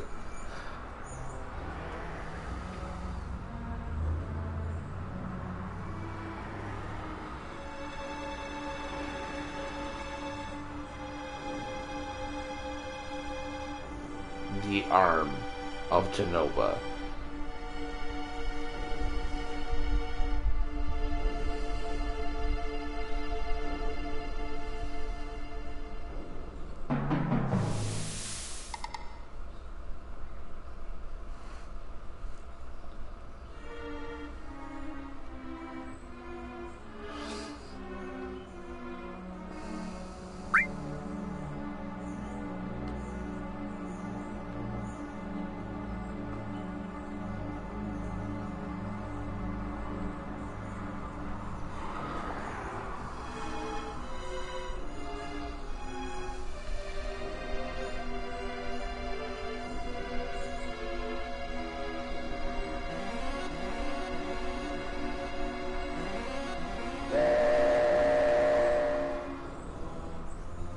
And then the boat just continues as though nothing happened.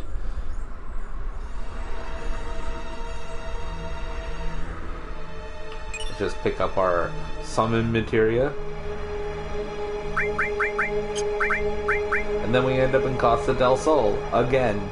It's another one of those moments where something really heavy happened. And then goofiness.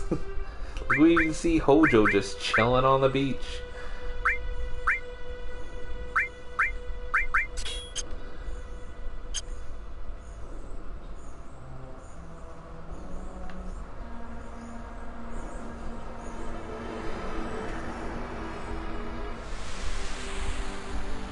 It does, but not in the way that you think it does, Cloud.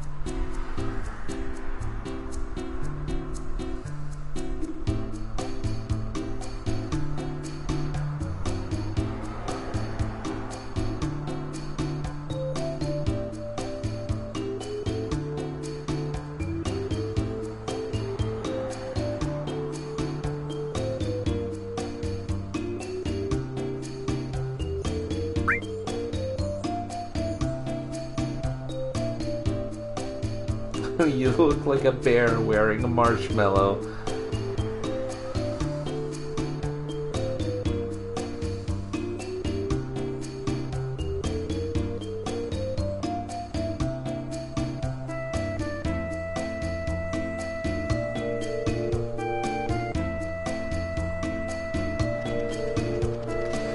It was decided when we were leaving Midgar, in case you didn't notice.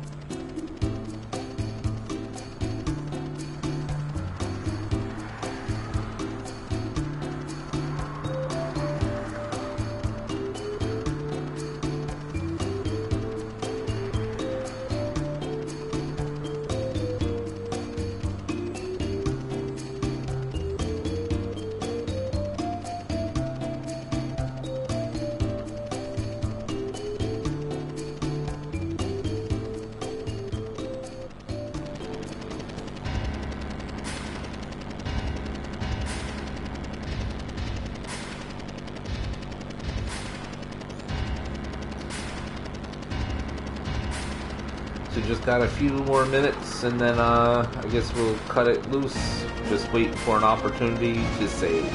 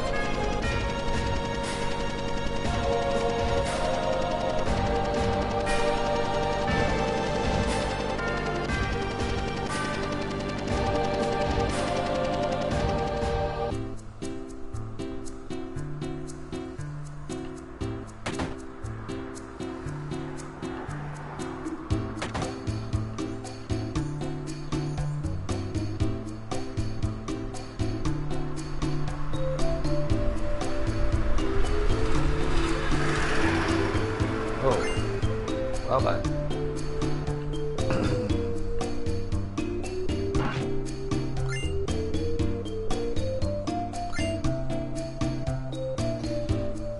Motor drive? What do? Ooh, new weapon for Tifa. Not that I'll be using her anytime soon, but you know.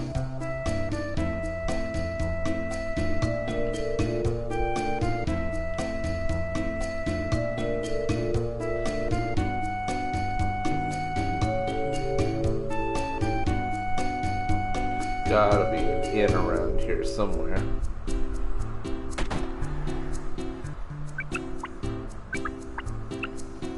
Is that Johnny?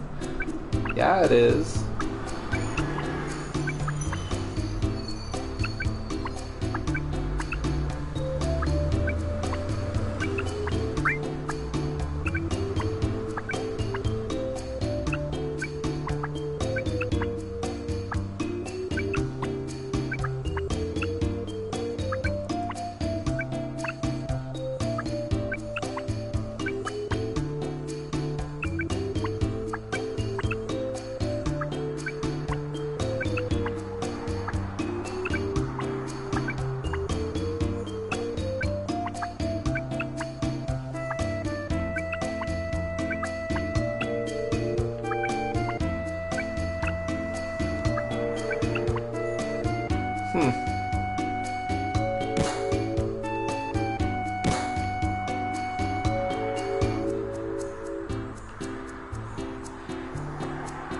There's the, you know, the building with the big bold letters on it. It says "in."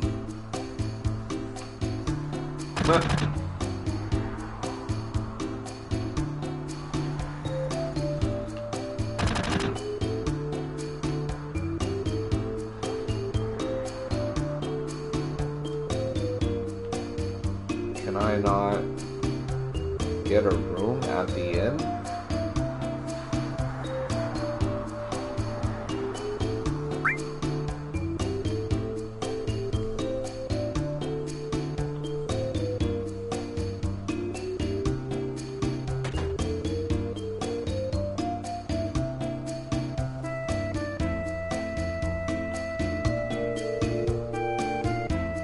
So you're not gonna let me?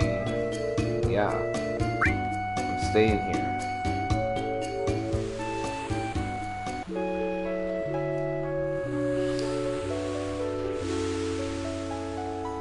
And let me save.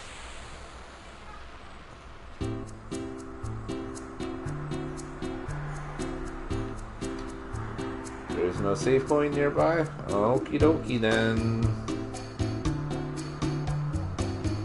Gotta be one kicking around here somewhere. Unless you just want me to leave, in which case I can. And I'll come back later. Yep, alright.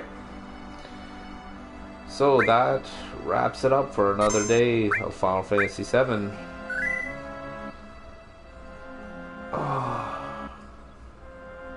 Seeing as I didn't get much in the way of viewers on Twitch, I don't really need to say this for them, but if you're viewing on YouTube, please like, follow, subscribe, all that stuff. You know where to follow me. Just check the description, and if you do anything to support at all, please check out my Discord server. Everything's there. There's a link in the description. That's pretty much it. Have a good day. Thanks for tuning in. And I will see you guys again next time. TDF out.